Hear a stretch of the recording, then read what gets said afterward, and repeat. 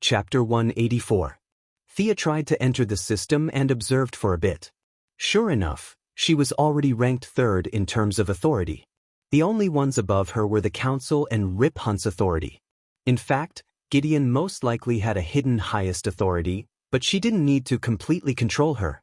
As long as she had the authority, it was enough to control the mindless AI in her own timeline.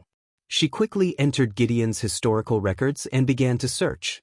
2100, 2050, 2008. Here it is. She finally found her initial login password in 2005. This should be the original password set by Reverse Lightning. As long as she had this, she would be halfway to obtaining the AI that she needed the most. Very good. Thea praised. Bring me your laser gun. Thea had always regretted that the Time Wanderer had destroyed her skateboard and blown her gun to smithereens. Now she had to get back at him. The laser gun was quickly obtained. The bad old man always carried one with him. Thea waved her hand. You're no longer of any use. Tell this lackey to do whatever he wants. She looked at the gun again and again. The firing mechanism was no different from a traditional gun, but the energy block was something she had never seen before. It was blue, had no radiation, and didn't show any absorption reaction.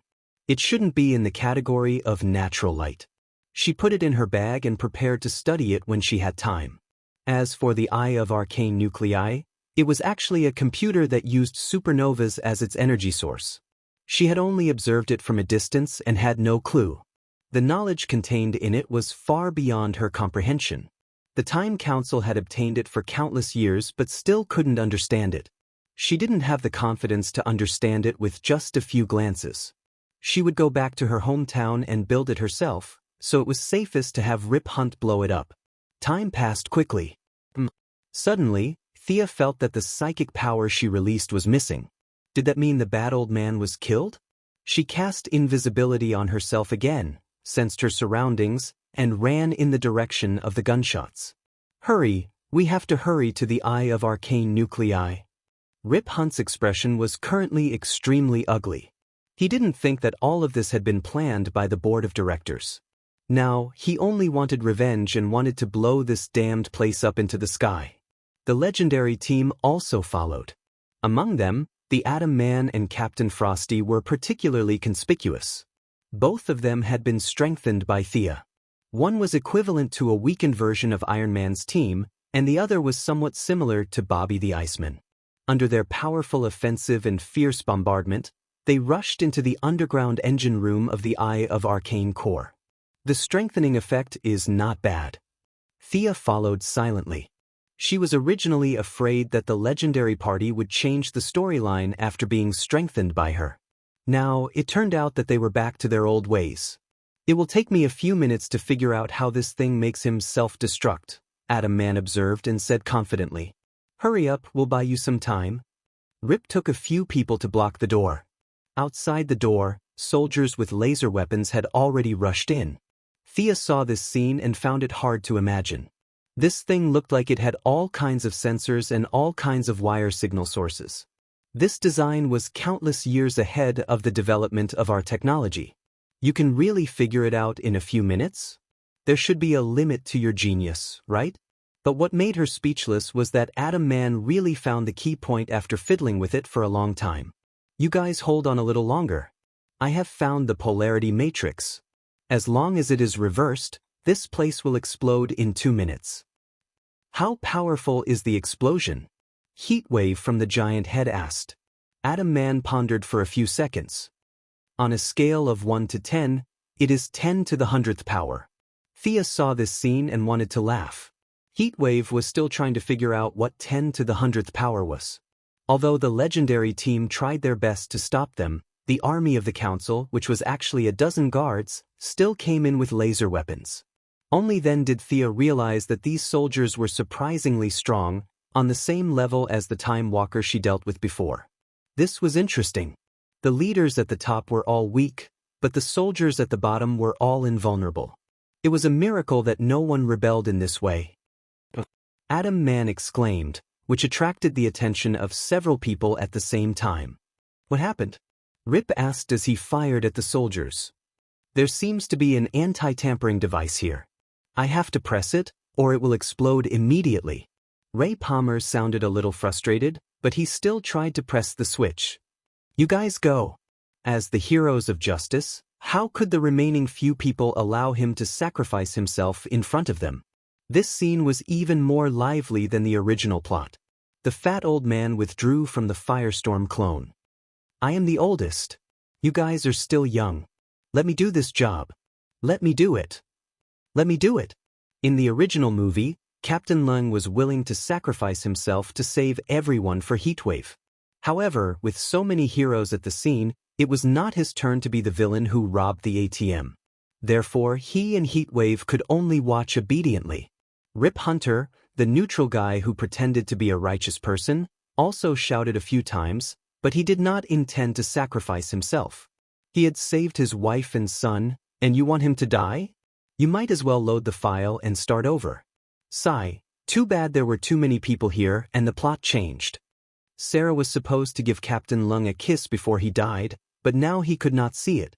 Thea deactivated her invisibility spell and walked out of the dark. Hi. Hello everyone. Miss Thea? Several people greeted her in a mess. Remember, legends never give up. Thea's expression was very serious, but she was actually very happy. These words sounded very powerful coming from her mouth. She walked to Adam Man. I'll do it. There was a burst of exclamations. Miss Thea, let me do it. Sia pursed her lips. You guys are just shouting there, you didn't even move your feet. Besides, you guys didn't even let me finish my sentence before shouting blindly. Let me take a look. Ignoring everyone's jaws that had dropped to the ground, she started to look at it. It was actually a very simple device. There was a detonation switch that had to be pressed at all times. As long as there was no pressure on the switch, it would go up and trigger an explosion when it reached a certain point. As long as there is pressure? Thea turned to ask Adam Man, who was sweating but exuding a sense of mission. Yes. Adam Man still had some expectations for her. Although such a sacrifice would be noble and fulfilling, it would be best if she didn't have to die. Thea instantly cast Magician's Hand. When I say 3, 2, 1, let go. 3, 2, 1. The two cooperated well. As soon as Adam Man let go, she pressed on with Magician's Hand. Thea looked carefully for a few seconds and found that there was no problem. She did not talk nonsense with them and told them to hurry up and leave. When they got on the spaceship, everyone was relieved. Thea received another wave of gratitude. When the spaceship flew far away, she got a signal from Rip and deactivated the spell. She had just seen a dark blue explosion from the council base on the display screen when she felt an unknown but incomparably powerful pulling force fiercely dragging her. It happened so suddenly that she had no time to defend herself. In a flash, she was pulled into an unknown space by the huge force. Chapter 185. Wow! Thea only felt that she was being pulled by this great force and instantly broke through the speed of sound, the speed of light, and a lot of other speed units that she could think of. She was surrounded by a light blue halo, and she could only see fragments of countless figures. There were old people, children, burned villages, and tens of thousands of people cheering when rockets were launched into the sky. But when she wanted to take a closer look, there was no time to distinguish. The great force was pulling her too fast. She only felt as if countless years had passed. Just when she finally regained some control of her body, she only felt that the great force suddenly exerted force and threw her out of the void. When she broke through a thin layer of sticky substance, Thea finally saw something familiar. White clouds were floating in the air, changing various shapes from time to time. Thea glanced at them and didn't care anymore, because she found that she was in mid-air and was falling at an exaggerated speed. Originally, even if she was thrown from the moon with her magic power, she wouldn't be hurt because she could fly. But now, she found that the environment she was in seemed to be covered by a legendary anti-magic domain. She couldn't use any of her magic power, and the fusion state had automatically ended. The original red Kevlar returned to her body. Although the situation was critical, fortunately, her mind was still flexible. She began to search for her skateboard in the rapid fall. It was indeed convenient to carry the nano version, but it was difficult to find when she really needed it. It was too small. She couldn't find it for a while. She searched her trouser pocket, mobile phone, credit card, and a lot of other things. When she saw land, Thea found a skateboard the size of a cigarette box. She pressed the switch on the side, and it instantly grew bigger. She laid her whole body on it and hurriedly turned on the skateboard's suspension function. Finally, she stopped more than 7,000 meters above the ground.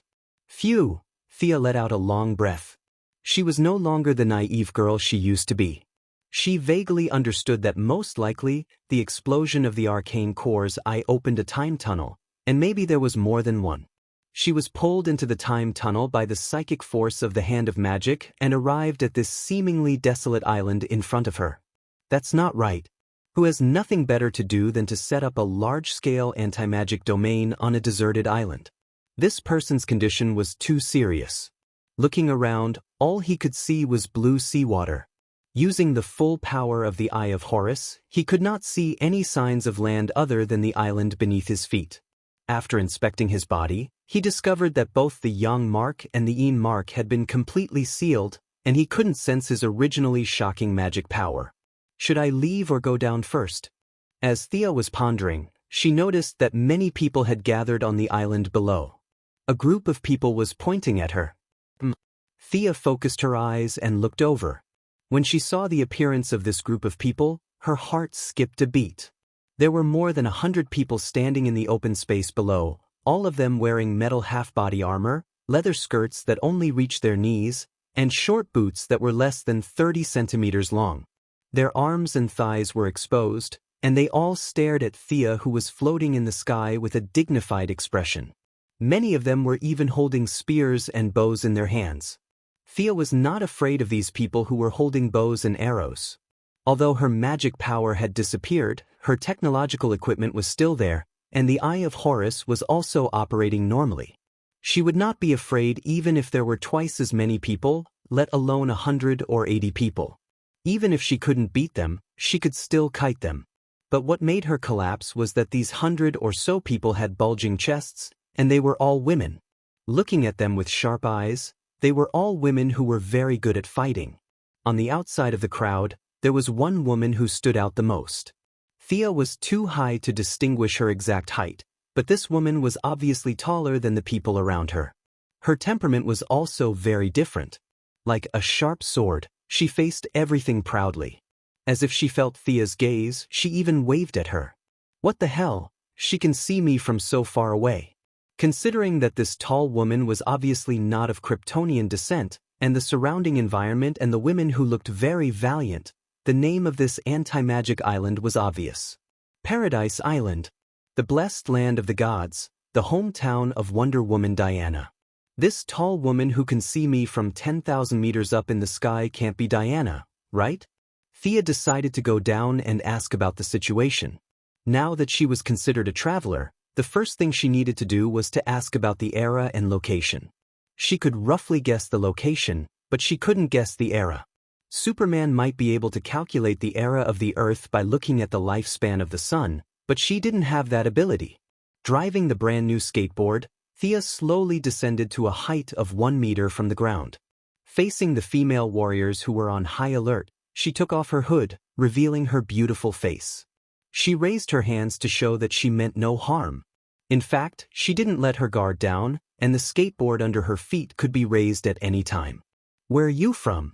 Are you a foreigner?" The one who spoke was a middle-aged woman. Her clothes were more luxurious than the people around her. She wore an ancient Greek-style golden eagle helmet on her head and a brown cloak behind her. At first, Thea didn't understand the first 2 sentences. She then changed 3 languages until she switched to English. Thea finally understood and confirmed her guess. Otherwise, which old woman on a deserted island could speak 4 or 5 different languages? Thea was experienced in dealing with this kind of middle-aged woman.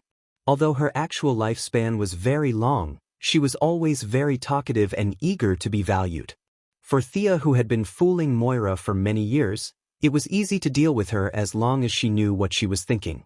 She bowed slightly, looking neither humble nor polite. "Your Majesty, I'm from the United States." The old woman was very pleased with her respect, but she still had some doubts in her tone. Why do I feel like you fell from the sky? They saw me fall from the sky? This was a big loophole. Fortunately, Thea didn't panic in the face of danger.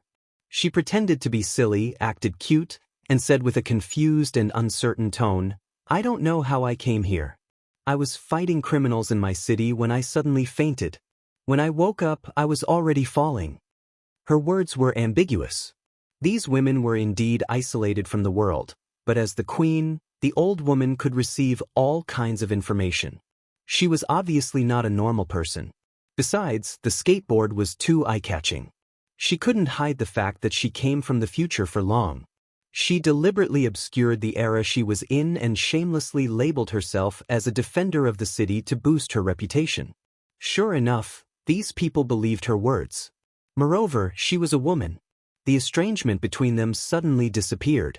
Well, welcome to Paradise Island. I'm Hippolyte. What's your name? Thea Quinn. Chapter 186. The Queen didn't want to introduce the others. Miss Quinn, let's go to our residence and have a rest first. We have little contact with the outside world. After that, she smiled gently. This old woman was very similar to Thea's mother in some aspects. On one hand, she loved her daughter, and on the other hand, she was full of lies. She said that all the gods were dead, and when Diana believed it, she said that it was all in the story. She said that the sword was the ultimate weapon, and that it could kill the gods and destroy the world with one strike. In the end, it was pure nonsense. If it weren't for Diana's sudden outburst, she would have been fooled by her. Thea didn't want to expose her, so she nodded and said, Thank you for your help, Your Majesty. Please call me Thea. Hey, this little girl is really good at talking. Hippolyte was tortured by the naughty child Diana every day for 5,000 years. Now that she saw the good-looking, gentle, and polite Thea, she immediately had a good impression of this girl. When she walked to the horse, she realized a problem. They all rode here. Does this outsider know how to ride a horse? She also knew that the outside world had entered the mechanical age. She turned around and asked, Miss Thea, do you know how to ride a horse? This question stunned her. She had already jumped off the skateboard to clear the misunderstanding. In order to avoid shocking the world, she didn't use the nano device. Instead, she held it in her hand and followed them on foot. When she heard Hippolyte's question, she was also stunned. She carefully thought about it. Many years ago, when old Robert took her and Oliver on vacation, she learned how to ride a horse. But after so many years, she didn't dare to say that she knew how to ride a horse. Thinking in her heart, she didn't stop walking. Now her physical fitness was far better than the little girl back then, so it was no problem for her to learn now. But when she walked to a brown horse designated by Hippolyte, she grabbed the reins and jumped on the horse neatly. The horse sent her a very friendly signal. She didn't even need to use the reins to control the direction. With just a thought, she could accelerate and decelerate the horse. This is? Thinking about it again and again, maybe it's because unicorns are their ancestors? Was that why he was so friendly to him? The moment Arthas entered the island, the airspace was sealed. She could not contact Arthas as well. After thinking for a while, she decided that there was no harm in doing so anyway. Thus, she followed the female warriors of Paradise Island into their residential area. Out of the corner of her eye, she glanced at the tall girl who seemed to be Wonder Woman. Their eyes met in the air. Perhaps it was because Thea's eyes were a little aggressive. The young Diana quickly retracted her gaze and looked straight ahead with a serious expression. Thea is a little amused. While casually responding to Hippolyte's seemingly concerned but actually probing questions, she lowers her head to communicate with the horse. The communication was extremely smooth. Thea finally confirmed that this was Paradise Island. Not only the horse she was riding, but the horses of more than 100 people around her were all female. There was not even a single male horse. When she asked them how they reproduce, the signals transmitted by the horses were very vague. It seemed that they did not know how to express themselves. They had the consciousness of reproduction in their nature, but there were indeed no male horses on this island. They seemed to have entered a cycle of birth, growth, death, and birth again. As for where they were born, they did not know. They were just born naturally. Thea was a little speechless. Ninja Master, did you see that? You are not even as good as a horse. What are they? They were repeatedly reborn, just like the eagle girl who was just sent back to wash the dishes. The eagle girl reincarnated 206 times in 400 years, and the horse's life was short, probably 500 times. How free are these gods? These divine powers were squandered without restraint. They created an island of Amazons, set up an anti-magic domain that would last for an unknown number of years, and gave them immortality. After that, they forgot all about this group of people after a night's sleep. No wonder these gods died. Usually, they wasted their divine power blindly, but when they fought, they found that they did not have enough divine power. They were really a group of examples of seeking death. Miss Thea, have you thought about the next step of the trip? If not, why don't you stay on our island for a few days? We have gatherings and competitions every day, and there is a bonfire party in the evening. It is very lively.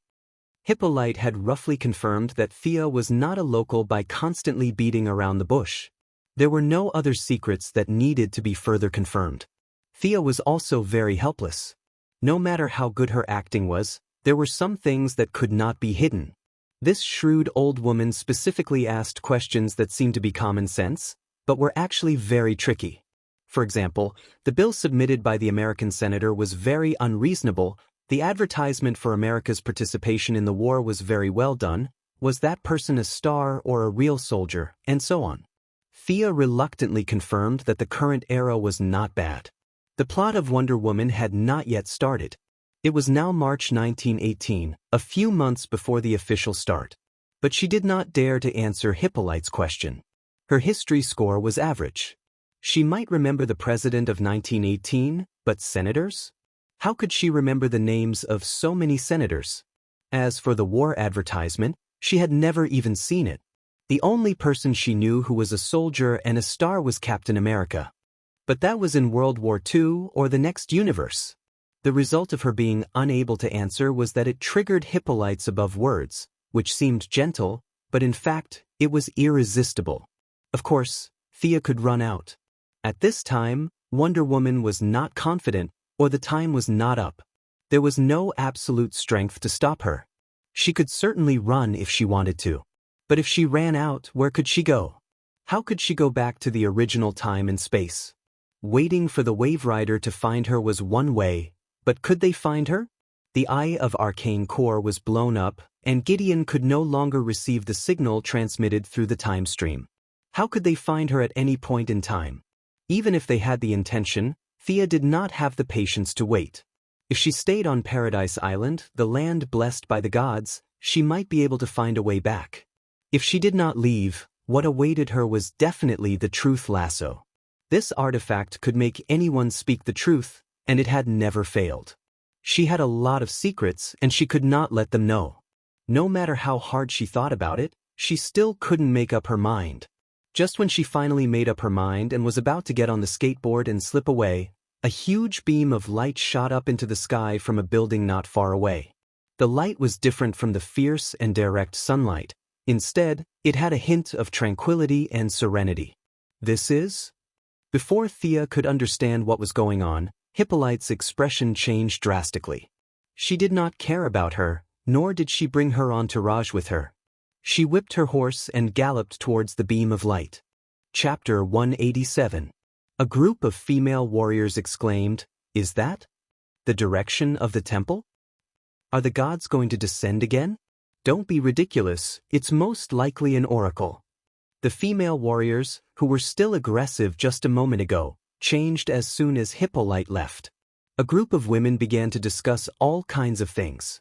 The most imaginative one even said that the gods had nothing better to do and wanted to send another naughty child to the queen. Thea ignored the female warriors who had turned into ducks in a second and rode her horse to the naughty child Diana's side. She stretched out her hand and said, "Thea Quinn." The tall girl was a little stunned. She seemed to be wondering why Thea was talking to her. Fortunately, she reacted quickly and held Thea's hand. "Diana, I don't have a surname." Huh, it was indeed her, the only female among the elders of the Justice League. She finally met her in person today. Speaking of which, this was the third time that Thea had met the leader of the Justice League. However, compared to the confused Superman and the devastated Batman, the current Diana seemed very young and inexperienced. Her tone was full of uncertainty. She was still far from the heroine who would take charge of the Justice League in the future. "Do you know what's going on over there?" Thea asked. It was not strange for her to ask now.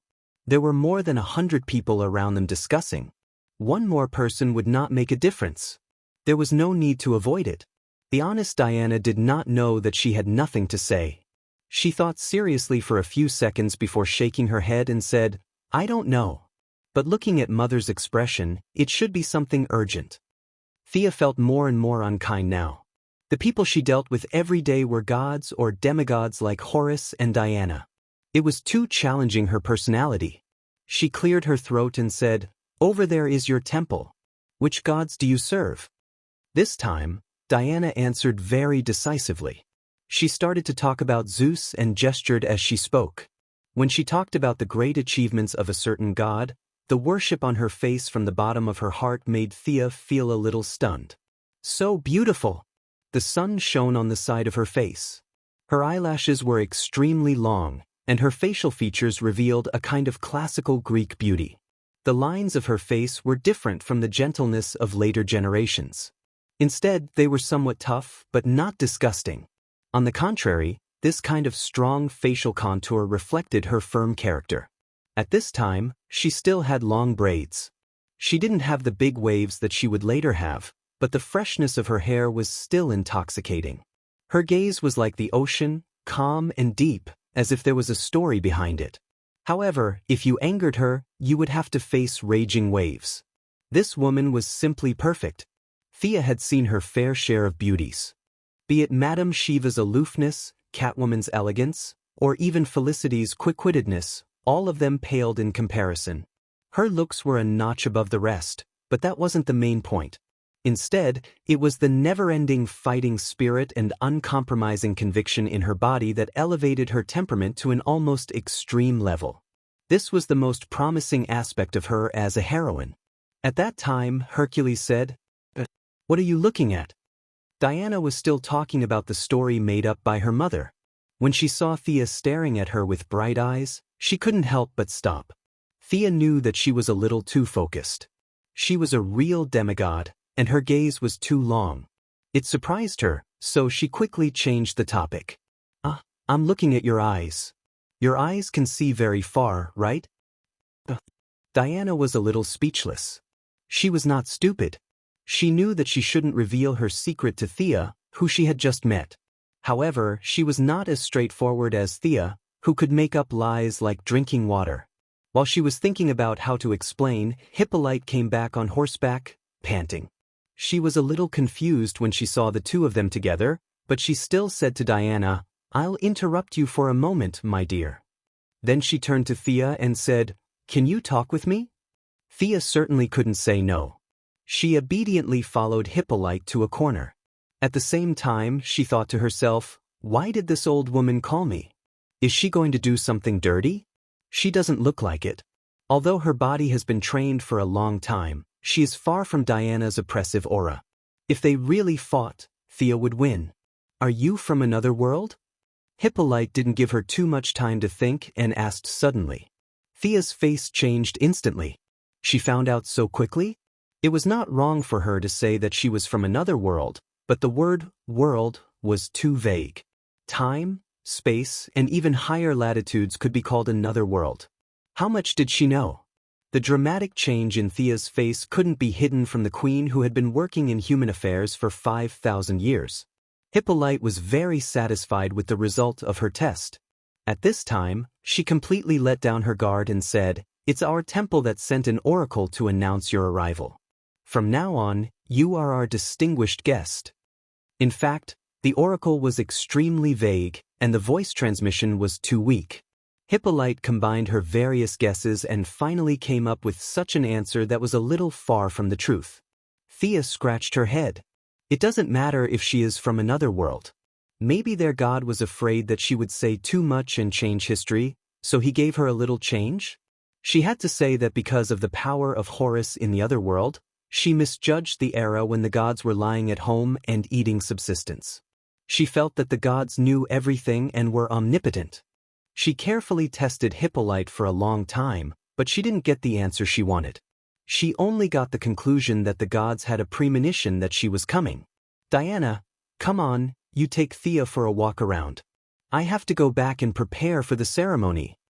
She didn't know how many years had passed since she received the oracle again. Hippolyte was very happy and was a lot nicer to her daughter. She didn't treat Thea as an outsider at all, so she took the army back first. Thea was a little confused. I haven't said anything yet, and I'm already cleared of suspicion? Although she didn't understand what the gods had eaten wrong and let her in without asking, it was a good thing that she didn't have to escape at night.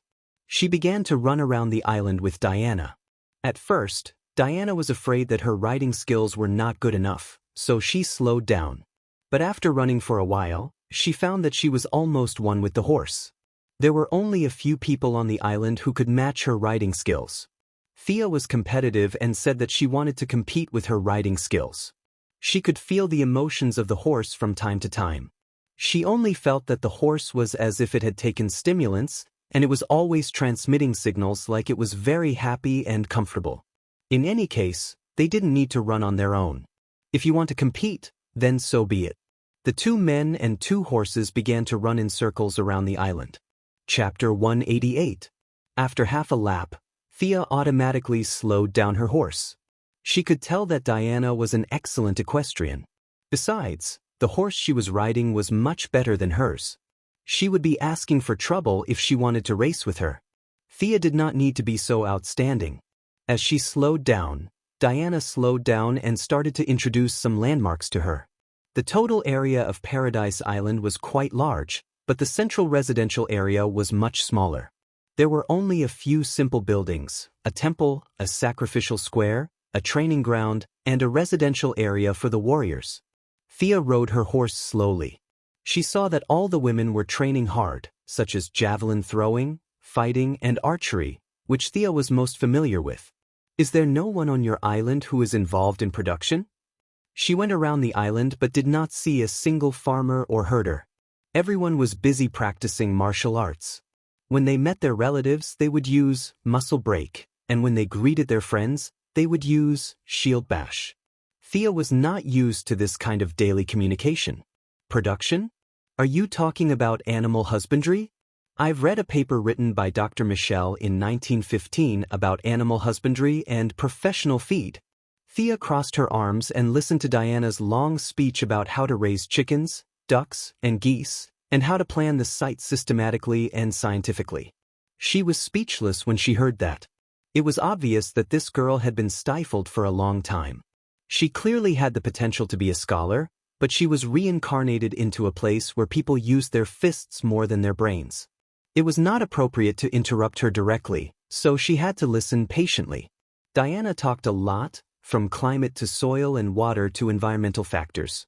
Finally, she concluded, the food on our island is provided by God, so we don't have to waste our energy.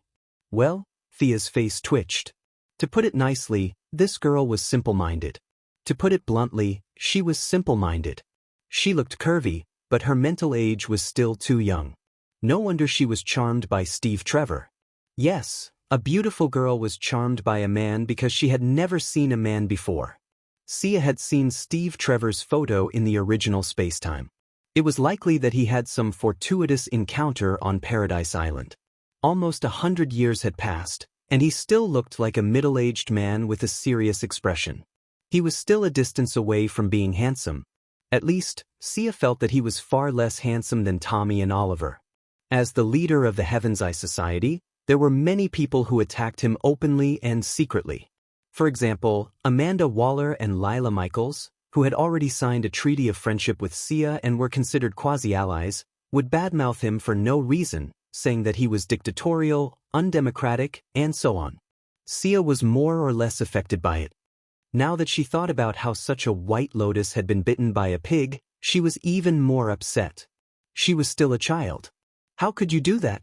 Steve Trevor must die. Well, I can't affect history. When the time comes, I'll just hide with Diana as far away as possible. Even if I meet him, Thea will do her best to break them up. Diana didn't know that Thea was thinking about her marriage. Looking at her solemn face, she thought that she was thinking about what she said about animal husbandry. For the first time in her life, she felt the joy of being valued. She happily pulled Thea and continued to walk around. The two girls walked around the island for the whole afternoon and finally rushed back to the residential area before dinner. For people who were used to modern sound and light effects, this almost primitive style of sacrificial ceremony was indeed a little different. All the residents of the island participated in this bonfire party to prove that the gods were still paying attention to them. Looking at them singing ancient battle songs and waving their limbs enthusiastically, Thea was a little sad.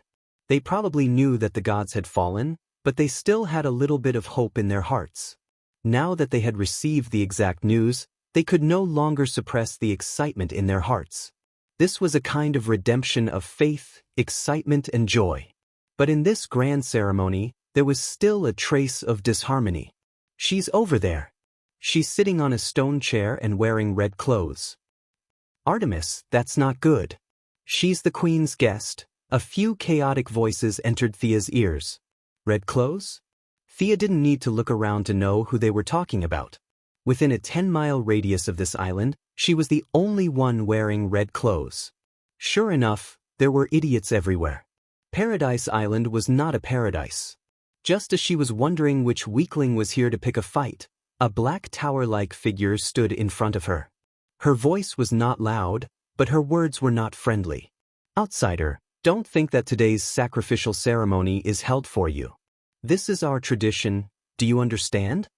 Her voice was slightly suppressed at first, but as she spoke, her voice became louder and louder. Who's this?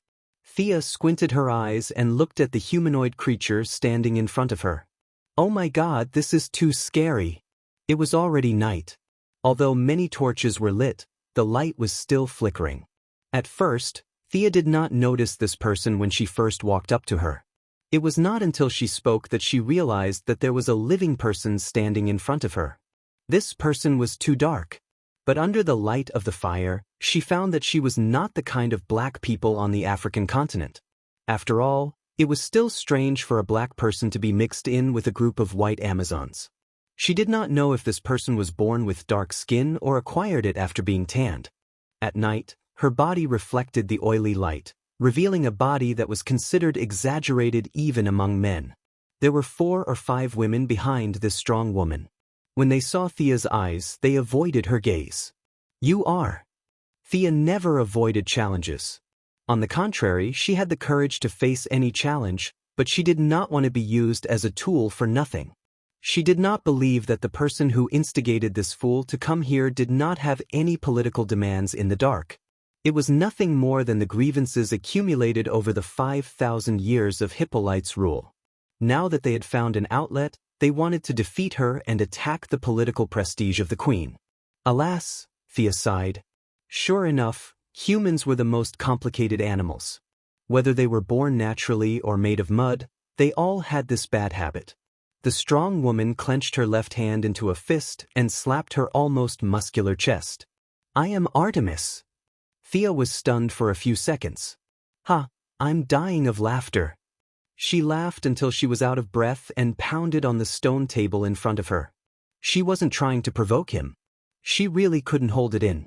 Artemis was the legendary goddess of the hunt and the moon. Although she wasn't as beautiful as Aphrodite, the goddess of love, she was still one of the most beautiful women in the Greek pantheon. In the afternoon, Diana had told her that they had a tradition of giving the name of a god to someone in their tribe as a recognition, but Thea really did not expect that the name of the beautiful goddess of the night would be given to this charcoal head. Chapter 189.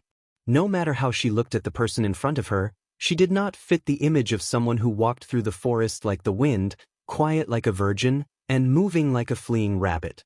You guys think that God is not completely dead yet, so you chose this person. You guys are trying to anger him to death, aren't you? Thinking of this, Thea could no longer hold back her expression. She pointed at the brawny woman's dark face and laughed. Her provocation had achieved its desired effect. The brawny woman was so angry that she gritted her teeth. Her already huge eyes almost popped out of their sockets. She pointed at Thea with trembling lips. Who? She could not finish her sentence for a long time. Thea laughed for a while and recovered some of her emotions. She covered her mouth and lowered her head. Sorry, I'm not laughing at you, huh? I'm really not laughing at you. Her explanation was insincere. The Amazons were simple, but they were not fools. Me? What? The brawny woman thought for a long time but could not figure out what to do. At this time, someone behind her hesitated and whispered a few words in her ear. The brawny woman's expression changed drastically. However, under the persuasion of her companions, she still said to Thea with some hesitation, I want to launch a divine name challenge. I bet on my divine name. According to the rules, you must accept the challenge, outsider. Artemis, what are you doing? Thea is not one of us. She is not bound by the rules of the tribe. Before Thea could answer, Diana, who heard something unusual, had already separated the crowd and walked over. After hearing the brawny woman's words, she was a little surprised and then angry. What do you think the honor of God is? Is this something that you can bet on? Diana's last few words were a little loud. They involuntarily attracted the attention of the Amazons who were still singing and dancing nearby. A few people around her stopped dancing instantly, wanting to see what was going on. Under the collateral effect, the surroundings quickly quieted down. They looked at each other, gathered in twos and threes, and whispered to each other, exchanging what they knew about the incident. At this time, the tanned woman was also a little regretful. However, the arrow was already on the bow, and there was no way back. She would rather break than admit her mistake. She might as well kill her. At this point, she could only persevere to the end. She straightened her neck and looked at Diana without showing any signs of weakness. This is the right that God has given me. I will bet everything I have, my life and honor. The tanned woman had completely calmed down at this point. She looked at Diana with a burning desire to fight. This made Sia a little confused.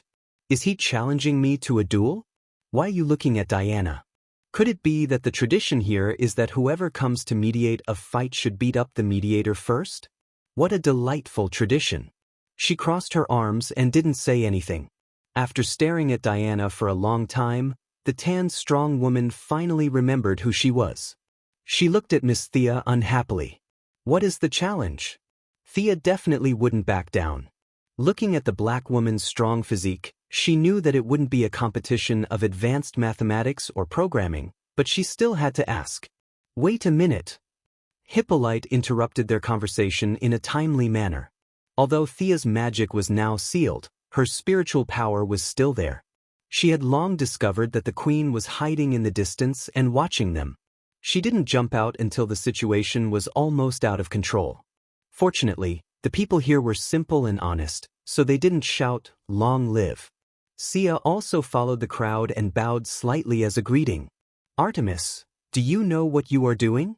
Hippolyte looked anxious, just like a good queen who loved her people like her own children.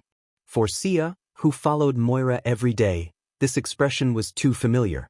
It was the kind of expression that gazed at you with care, but in fact, she was cursing you in her heart. Why didn't you just die? But the simple Amazon people like this. The tanned strong woman knelt on one knee and shouted with all the strength in her chest, I know, I am willing to bear everything. If I fail, I will leave my home and go to the outside world to wait for death. Her words were resolute and unwavering, which made Thea, who was originally watching the fun, a little moved. Hippolyte's eyes showed a hint of joy, but she quickly put on the expression of a loving mother and hugged the tanned strong woman who was kneeling. Why are you doing this? Are they instigating you? She looked at the people behind her and secretly remembered their names. The queen with excellent political skills needed to pull out the radish and bring out the mud. She didn't care about a brainless black woman. But the tanned strong woman was not as cunning as her. She had already forgotten that she was instigated to make trouble. She insisted that it was her idea, and no one instigated her. Well, then I can only bless you, my child. May the lightning of the Heavenly Father always illuminate your road ahead. Hippolyte showed off her acting skills and gained a lot of support. She then turned to ask Thea. As a respected guest, it seems rude of me to say this, But are you willing to accept her challenge? If you win, you will get the divine name of the moon god. At that time, you will be our sister, and we will be inseparable. I'm willing. Thea couldn't back down. As for what would happen if she lost, she didn't think about it. According to the tan strong woman, if she lost, she would have to leave the island. For them, leaving the island was more important than losing their lives. But for Thea, all that was left was He. In order to take care of the feelings of the people on the island, Hippolyte couldn't support her publicly. She secretly gave her a look that said, "I'm very optimistic about you." As for winning or losing, she didn't care about it. No matter what, it was beneficial to her. Hippolyte then left with a few guards. Thea, you shouldn't have agreed. Diana, who was now a friend, waited for the crowd to disperse and said with some urgency. This simple child didn't know the intricate relationship behind this. She just saw the upcoming duel. Speaking of the duel, Thea remembered. Damn it. These people didn't tell her how she was going to challenge them. Fortunately, there was someone in front of her who understood. That tan strong woman just now. Thea pointed at the tan strong woman who had already walked away. What is she going to challenge? Diana's small mouth opened slightly. She was a little surprised. You don't know?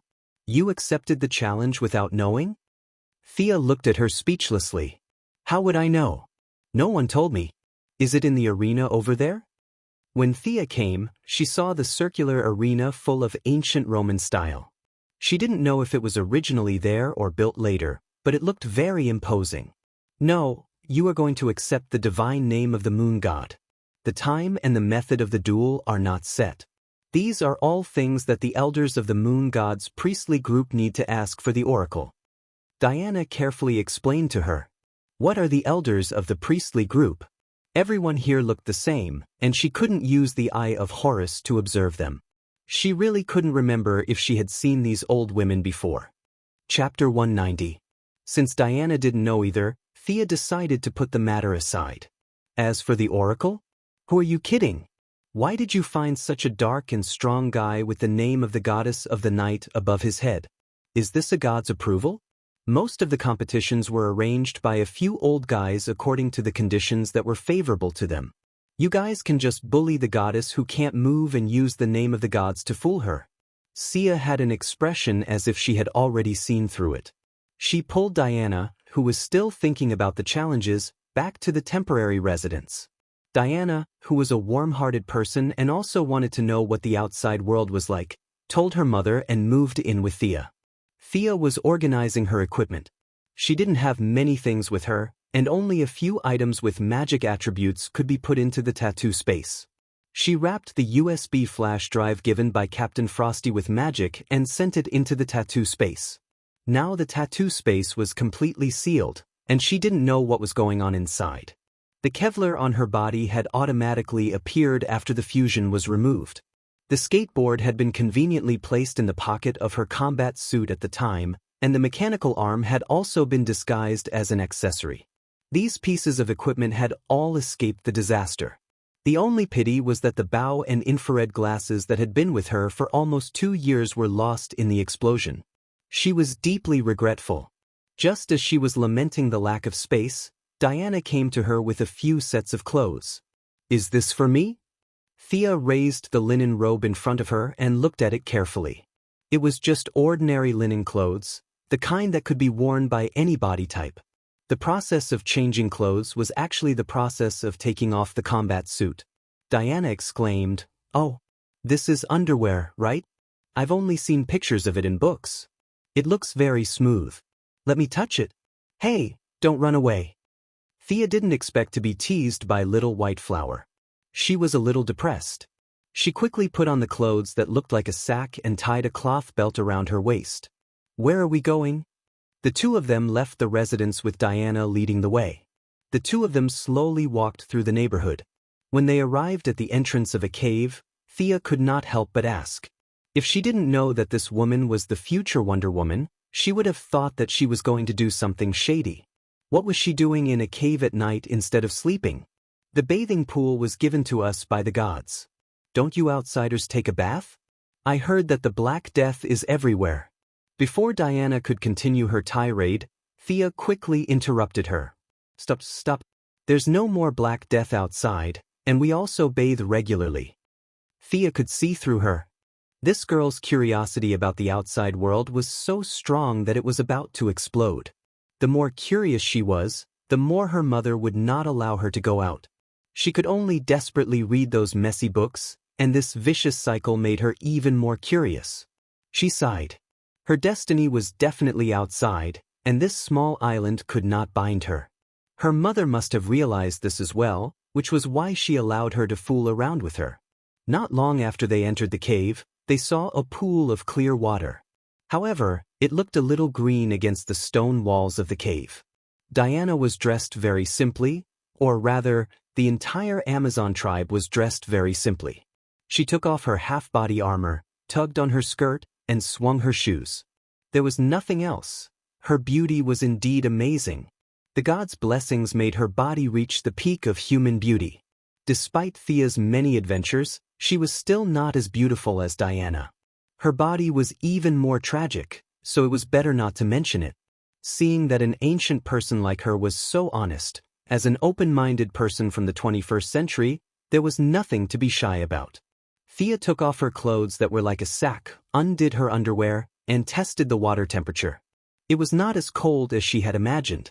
Instead, it had the fragrance of plants and the slight warmth of a hot spring. Not bad, you Amazons really know how to enjoy life, Thea said as she unconsciously turned to look at Diana. However, she almost fell into the pool. At this moment, the honest beauty was holding her underwear and gently touching it. She seemed to feel that it was not bad and even brought it to her nose to sniff it. Just as she was about to taste it with her tongue, Thea snatched it away. Diana, this is very personal. It's rude of you to touch it like this. Oh, I'm sorry, but you smell really good. Are all outsiders like you? Diana immediately admitted her mistake, but she still asked curiously.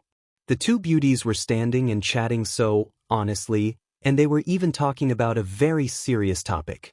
This scene was not harmonious at all. Thea quickly pulled her into the pool until her body was completely submerged in the water. She felt inexplicably relieved. As for her so-called good smell, although it was a little shameful, Thea had already noticed it. Her good relatives had not visited for a while. Whether she admitted it or not, as she absorbed more and more light, she was getting further and further away from being a pure earthling. In the end, she was not sure whether she would become a divine creature or a new species. I'm a hero. How can everyone be like me? Thea was very proud of this. If all the people on Earth were at her level, the world would have been in chaos. Who knew whether the Kryptonians or the Earthlings would invade each other? Hey, what are you doing? Thea was about to take advantage of the fact that she did not know anything to boast, but before she could finish, she felt that she was very close to her. Thea looked serious, and her nose twitched slightly.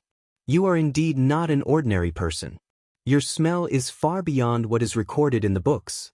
Are you also a child of God? Diana was getting more and more curious about this guy who had fallen from the sky. She and the girls on the island had lived for thousands of years, but except for a few people, she did not have a good relationship with the rest of them. Of course, it was partly because of Hippolyte's protection, but also because she did not fit in with the group. She had tried to improve her relationship with them, but the smell of those people made her naturally unable to get close to them. For a long time, she even thought that she was an alien living alone in the world, a pitiful worm that no one understood and sympathized with. Now that she had met Miss Thea, who was originally not in the timeline, she seemed to have found her own kind in an instant. And Thea's sunshine and tranquility unconsciously attracted her. This was not an attraction in temperament or appearance, but it was a kind of touch in the deepest part of her soul. In fact, she did not understand it, but it was a mutual attraction of divinity. A child of God? Thea was a little surprised. If Malcolm heard this, he would be happy to be called a god by a demigod. Unfortunately, this was just a beautiful misunderstanding. Thea turned slightly to let her see her unicorn tattoo. This is my bloodline mark. My ability comes from this. Chapter 191. It's true that I've never seen such power before, but it feels very comfortable. Diana unconsciously reached out to touch Thea's shoulder. She didn't know if it was because it felt particularly good, but her fingers were full of artistic aura. They didn't become thick because of holding swords for a long time. A few of her fingers were neither fat nor thin, and when she touched Thea's smooth back, it made her feel strange. But, Her Majesty is your mother? What about your father? Thea was trembling from the touch. In order to divert Diana's attention, she asked the obvious. Sure enough, Diana's thoughts were diverted. She was a little depressed. She reached out and fiddled with the water in the pool. My mother said that my father is Zeus, the king of the gods, but I've never seen him. He probably doesn't care about me. Thea couldn't agree with this point. Doesn't care about you? He can give you such great power, directly raise you to the maximum level, and give you a full set of epic equipment. Compared to her, she was a beggar. This kind of god's second generation was even more enviable than Superman. Superman's father had left his son a cape that looked cool but was actually a hindrance. The equipment that Boss Zeus had given Diana included attack, defense, escape, and control equipment. It could be said that all of them were practical. He was definitely her biological father. Your father must love you. Thea didn't dare to say more. What about your parents? They must be very good to you. Your aura is so bright, they must be a good couple. Diana obviously didn't want to talk about her situation and changed the topic to Thea. My parents? They are very good to me. Yes, they were good to her. Of course, if you ignored Malcolm's cold-blooded killing and Moira's lies, then they must be good people. Diana was very curious about the structure of families in the outside world. She asked in a very open voice, were you born naturally through the union of your parents? Thea's face turned green. What do you mean? Could it be that I was picked up? This girl is too bad with words. She could only reluctantly answer, it's like that outside. Did you see them when they were having intercourse? What is it like? Oh my God. Zeus save me. Thea was about to break down. How could I see it? No matter how open Europe and the United States were, there was still a limit. Thea could only shake her head with an ugly expression. However, she soon realized that Diana's question was extremely profound, and her understanding was too narrow. What I mean is, how was life first conceived? Did it really grow out of his body? What was it like when you were first born from your mother's womb? She touched her smooth belly with a look of disbelief on her face. Thea really doesn't know how to answer her more and more off-topic questions. Nowadays, except for those who travel through time, who has seen the scene of their own birth? Fortunately, she was quite knowledgeable. She rambled on about the origin of living things to Diana. If someone were to eavesdrop on them, they would definitely think that two expectant mothers were discussing the problem of giving birth. In fact, they were light years away from that stage. The two sat in the pool very honestly and talked about the process of the birth of life. Halfway through, Diana compared the theories she read from many casual books with Thea's explanation. She found that what the book said was very accurate. Thea was a little speechless about the books that she was holding on to. What's the point of just talking about theories? The most important thing is to combine theory with reality. Come, lie down, I'll tell you the truth. Indescribable scenes floated past. The two returned to their room refreshed. Thea was like a caring sister who kept answering Diana's various questions. Fortunately, the original Thea was quite good at her studies. The fusion transmigrator also read more books. She could barely cope with Diana's questions from the sky to the sea. Later on, Thea's head became heavier and heavier, and she fell asleep in the midst of the endless questions. Thea, get up, get up. Do you people from the outside world all sleep like you? Diana woke up early and found that she was still asleep. She did not disturb her. According to the tribal practice, she went out to practice martial arts and went through a lot of trouble. After breakfast, she came back and found that Thea was still sleeping. The quality of sleep was too good. We shouted loudly outside, didn't you hear us? Thea sat up in a daze. She did not feel that there was a problem. How many young people did not like to sleep? Besides, her physique was the type that would grow naturally even if she did not exercise. There was no need for her to train in the hottest days of summer or winter. Before she finished yawning, An old woman in a robe walked out from behind Diana. "Miss Thea, good morning. It seems that you had a good rest. This morning, we will hold the first competition of Artemis in the square. You must maintain your strength." After that, the old woman patted her on the shoulder as if she was concerned. She left the hut with a smile on her face. Diana was also a little confused about the old woman who came and left in a hurry. She did not wait for Thea to wake up and ran away after saying a few words. She said it too simply. "She didn't tell you what the competition was. This is against the rules." Sia waved her hand. This old woman was obviously an opponent of Hippolyte. She was just skirting the boundaries of the process. Did she mention the process? She said it, but she did not say everything. At most, she would say that she was not meticulous in her work.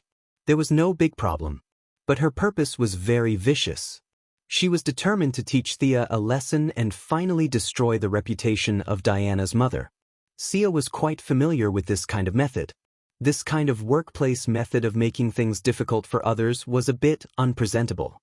However, although she was familiar with it, she was definitely unhappy. She thought to herself, "Old woman, I'll remember your face. Just you wait. In a few months, when the Germans come, I will not save you even if you die in front of me." After putting on her clothes, she pulled Diana, who was still angry. "Let's go. Take me to breakfast first." When they arrived at the cafeteria, Thea was a little uneasy. This group of people was too explicit. They did not even leave breakfast for her. They used the excuse of exercising too much in the morning and finished it all. "If you want to eat, come early tomorrow. We are militarized. That's it. You can do whatever you want." Fortunately, Thea was not an ordinary person. She did not feel hungry even if she did not eat for 10 days or half a month. Her daily consumption was various kinds of light in her body. Now, her absorption ability was banned, but her body was still there. Thea missed the breakfast on the Wave Rider very much. No matter how unpleasant Gideon was to her, he did not say that she should starve. Sure enough, the worst thing these days was people. Whether they were born naturally or made of mud, they were all bad. No wonder those artificial intelligences wanted to destroy the world after awakening. People were so bad that even machines could not stand it. If you don't want to eat, then don't eat. Thea angrily followed Diana to the square. Chapter 192. This was the second time Sia had come to their tribal square. Unlike the grand celebration last night, the square was filled with a solemn and dignified atmosphere. It was about the size of 4 football fields, and the ground was paved with green bricks.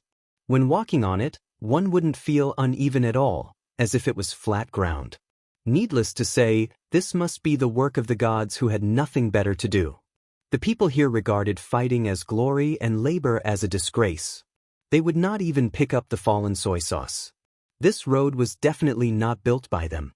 At least, Thea did not see any excavators or other engineering equipment here. With their productivity and values, how could they build such a flat road without the intervention of divine power?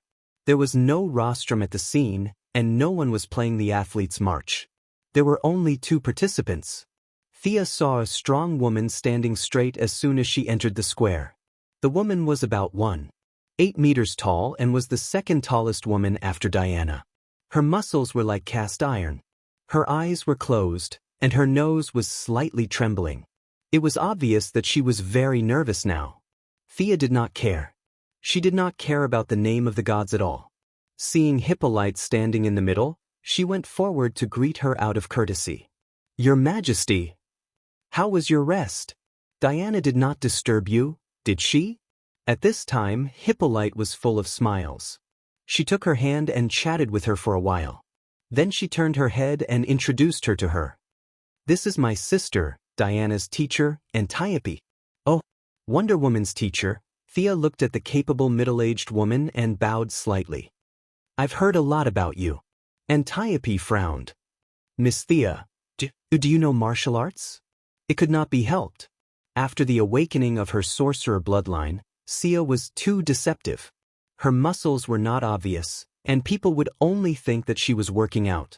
Compared to the women on Paradise Island who had bulging muscles, there was a huge visual difference. Thea was a little embarrassed to answer her question.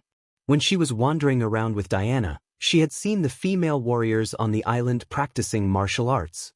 Of course, they did not hide it from her. Their martial arts were very skillful and simple. Perhaps it was because of their immortality, their individual foundations were very solid. Whether it was archery, combat, or various combinations of swords and shields, they used them very well. However, their fighting style was too ancient. Modern society had been developing for thousands of years, and countless elites had added their own understanding to their fighting style. Although their lifespan was not as long as the female warriors of Paradise Island, their fighting knowledge had been passed down from generation to generation. The accumulation of knowledge was terrifying.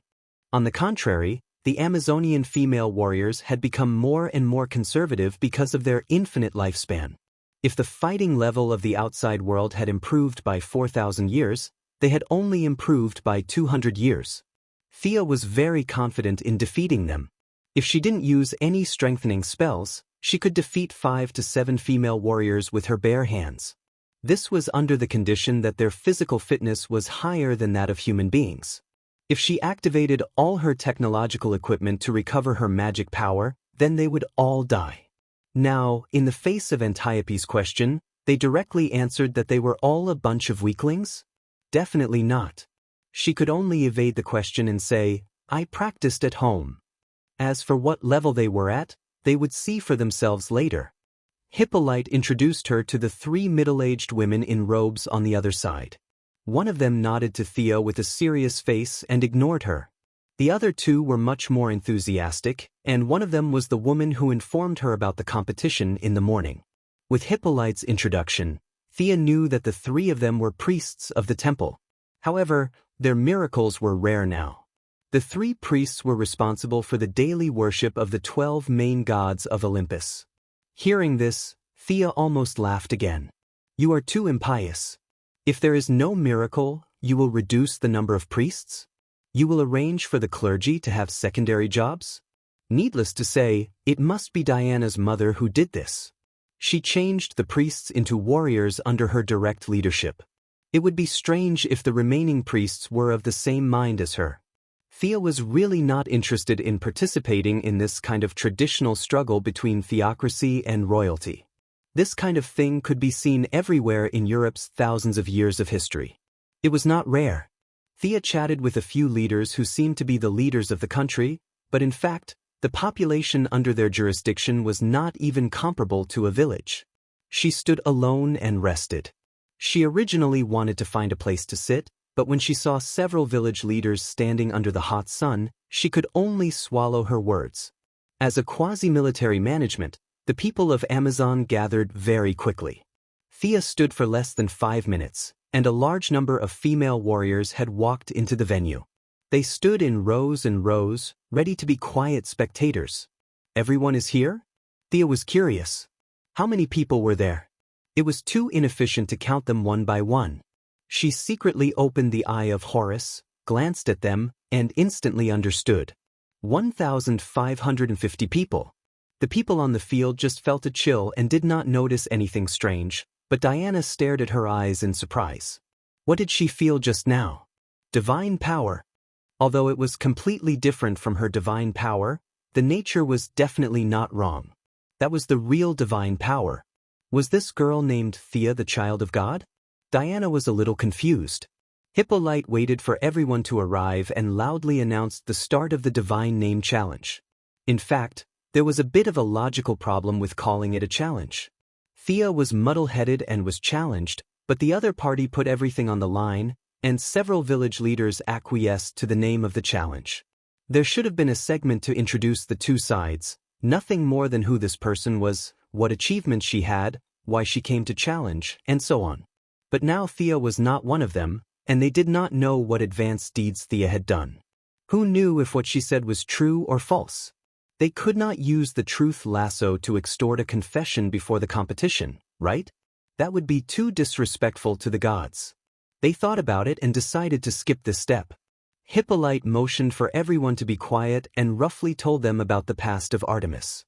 The Amazons all knew about it, but Sia didn't care. She just said a few words in a neutral tone. Then several priests pushed each other, and finally the cunning old woman that Thea saw in the morning walked out of the crowd and shouted, "Artemis is the goddess of the hunt, and her oracle tells us that the first game is javelin throwing." "Wow!" everyone exclaimed. It could not be helped. Although Thea was 1.7 meters tall, she was of average height among these people. Compared with the muscular women, she was definitely thin and weak. On the other hand, the dark-skinned woman was 1.8 meters tall, and her arms were as thick as Thea's thighs. She looked like a person with great strength. The basic conditions of this competition were clearly unfair. Chapter 193. Sia was well aware that these old fellows were up to no good. They had chosen the right time to do so. Normal people would not be able to sleep well on their first night in a new environment and guessing the content of the competition. However, Thea woke up naturally as if nothing had happened. Since their first plan did not work, they came up with a second one. They took advantage of the fact that she had just woken up and was not fully awake to call for a meeting. They even canceled breakfast in order to cause Thea to be mentally and physically exhausted. Then, they called out the tanned and strong woman who had been recuperating for a long time to compete. Moreover, the opponent seemed to be good at throwing javelins. Looking at Thea's small arms and legs, and the opponent's tall and strong figure, there was almost no suspense in this competition. The worst priest looked at Thea with a smile. Although he looked kind, he was thinking about how to lead the topic to Thea when this outsider begged for mercy and quit. "This bastard."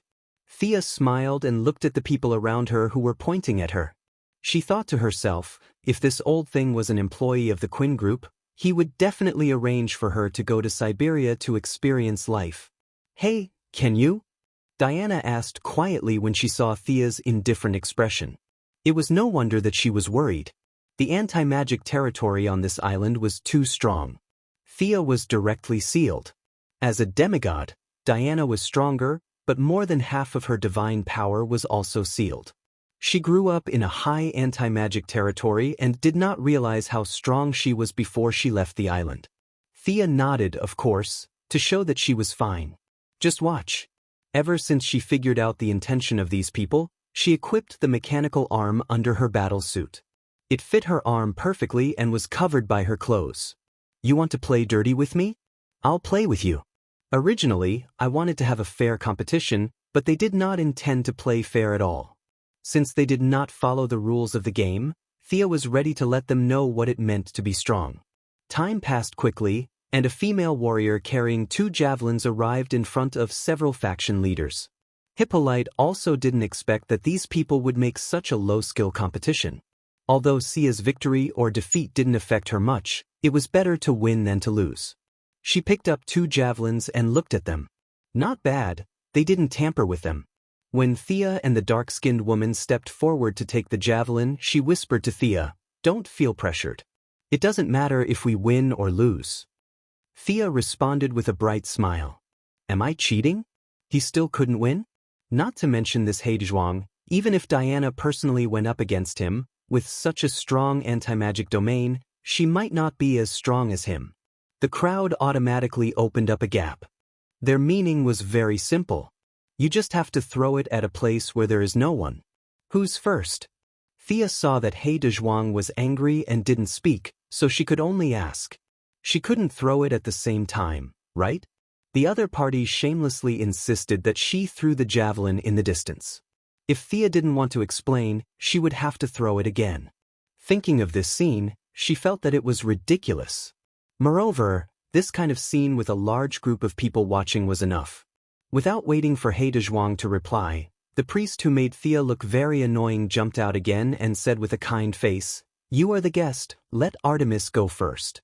Thea nodded and took a few steps back. This old guy wanted to let the dark-skinned woman get a good result to destroy her confidence. She waved her hand and motioned for them to go first. Because this was not a formal competition, there was no boundary on the ground. The referee's standard was the eyes of the audience.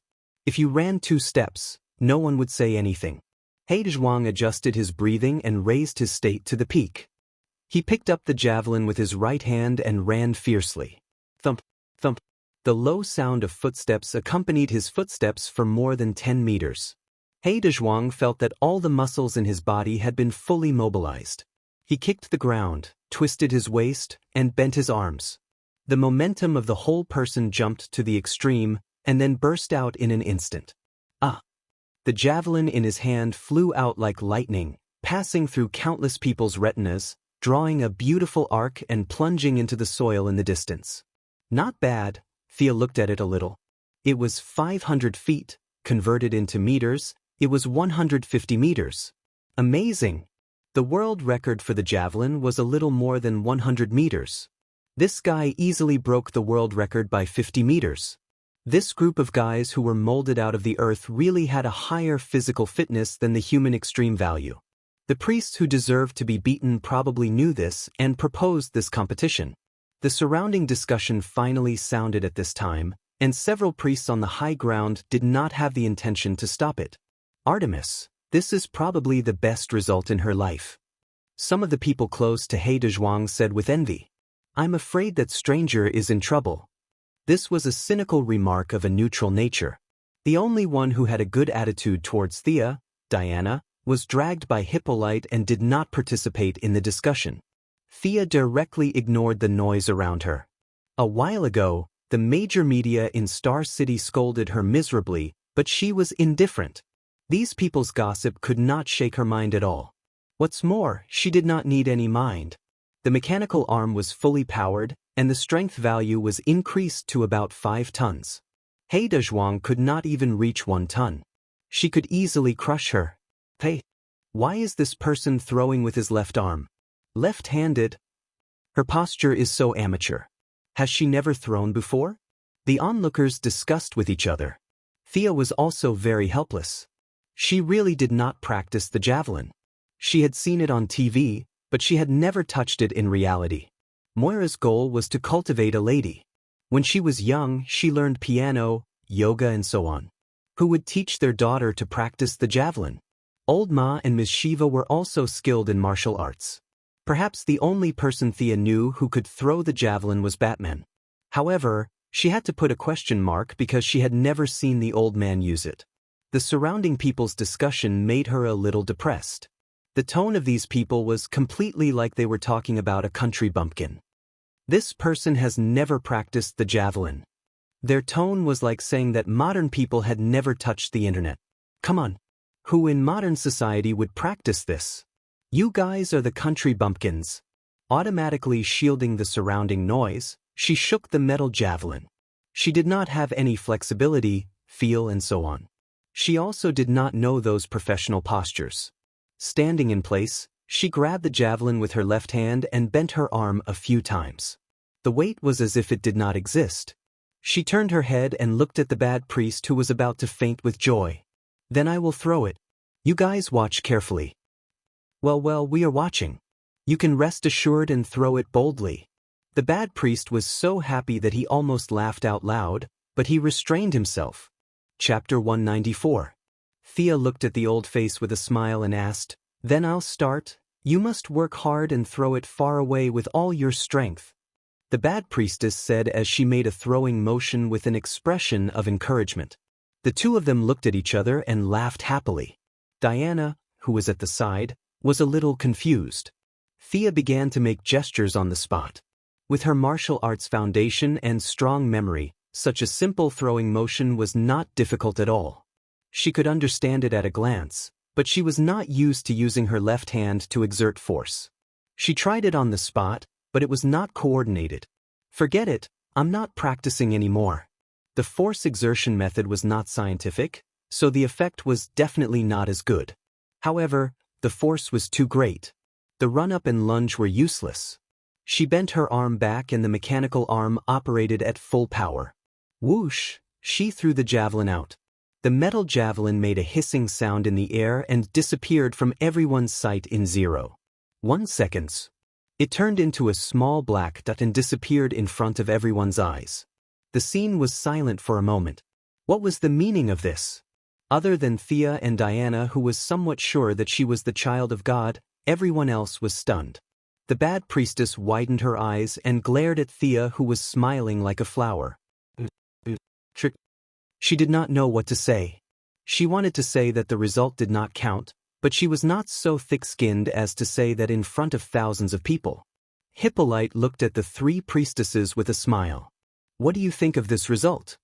As long as they said that the result did not count, she would immediately counterattack. There were so many people at the scene, and no one would support their nonsense. Let's discuss. The old priestess who had been silent all this time pulled two of her companions who were blushing. The three of them went to the side to discuss. They went to the side and whispered. The thousands of people at the scene were almost in an uproar. Did you see that? It flew to the horizon. That's terrifying. How can she have so much strength with such a small body? Could it be the divine power of Hercules? I wonder who is stronger, her or Diana? The crowd was whispering, but Thea did not care. She put away her mechanical arm and walked to Diana's side. Thea did not know that her actions had caused a new misunderstanding. She and Diana are very close. They are indeed the same type of people. As the three priests reached an agreement and returned to the center, the crowd quickly quieted down. The solemn leader of the priests pointed to a female warrior. Go and see, where did you throw it? You calculate the distance. She no longer had any hope for this competition, so she chose the neutral female warrior. She only wanted to get a result and end this awkward scene quickly. The female warrior glanced at Hippolyte and got the queen's nod. Then she mounted her horse and galloped in the direction where the javelin had disappeared. 15 minutes later, the female warrior rode back with an anxious look on her face. Turning over and dismounting, the female warrior knelt on one knee. I swear to God that what I said is true. Several leaders nodded and motioned her to continue. The female warrior glanced at Thea with a little fear. I found the javelin thrown by this distinguished guest 2 miles away. At that time, the head of the javelin was inserted into the rock, a foot deep. Her voice was not small, and the people around her heard it clearly. It was strange enough that the javelin had flown 2 miles, but now the head of the javelin was inserted into the rock by a foot. There were 1,500 people in the Amazon tribe who could not throw javelins. Thea's javelin could penetrate the rock. What did this mean? This showed that the remaining force was not exhausted. If there was no rock, maybe it could fly a few hundred meters. Everyone looked at Thea as if they were looking at a monster. Is this a human? Are all the people outside so terrible? It turned out that the Father did not let us go out to protect the human race, but to protect us. At this time, Hippolyte spoke. Priests, can you announce the result of the first round of the competition? The queen was far from being as pious as she appeared to be. Zeus, the king of the gods, was her man. Who would worship their own man? Not to mention a man who had an affair. Distance creates beauty and faith. She treated the king of gods like this, and her attitude towards the other gods was almost equal. Therefore, when Thea first came, the oracle had an impact on her, but it was not big. At that time, she did not care about the face of the priests of the temple and directly interpreted the oracle, which was the fuse of today's incident. The priests hoped to reduce Thea's right to speak by attacking her. As long as they defeated Thea, they could say that Hippolyte's interpretation of the oracle was wrong, and they could regain some of their right to speak. Unfortunately, now it was all destroyed by Miss Thea. The old priest reluctantly announced, "The first game is the distinguished guest from outside, Miss Thea Quinn wins." After that, he pretended to hold Thea's hand to show goodwill. These guys kept talking about outsiders and outsiders. Originally, this was an indisputable fact. Thea was not crying and shouting to join them, but their words reminded the people around them that Thea was not one of them. Now that they let an outsider win, where was their sense of honor and shame? Everyone thought, that's right, we have to surpass her. All of a sudden, even if there were people who wanted to be friendly with Thea, they did not dare to get close. If they did not get close to her, she was still one of them, but if they got close to her, they would be regarded as a traitor. They had indirectly isolated Thea. At this time, the dark and strong woman finally realized something. Her face became extremely ugly, and a few traces of red appeared on her dark face. Just when Thea was ready to see her vomit blood, the dark and strong woman clenched her teeth and held back the blood with her stone-like body. She looked at Thea, who was like a little white flower with some fear. She regretted it at this time. If she had known that the opponent's strength was so terrifying, she would not have come to challenge her. Strength was the foundation of all fighting. In the past, the dark and strong woman relied on her brute strength to defeat countless opponents. Now, the tables had turned, and it was time for her to experience that helplessness. With a heavy heart, she did not greet anyone and left alone in disappointment. At this time, Thea was also ready to retreat and rest. The priests must have rushed back to think of countermeasures. Anyway, she had won the first game and had taken the initiative. Even if she lost the next game, she still had room to maneuver. Besides, she did not care too much about winning or losing. Seeing that she was leaving, Diana quickly pulled her back. "Are you interested in watching me and Antiope train?" Her little face was full of excitement as she spoke. This was probably the only time she felt comfortable on the island. Her little aunt was really good to her.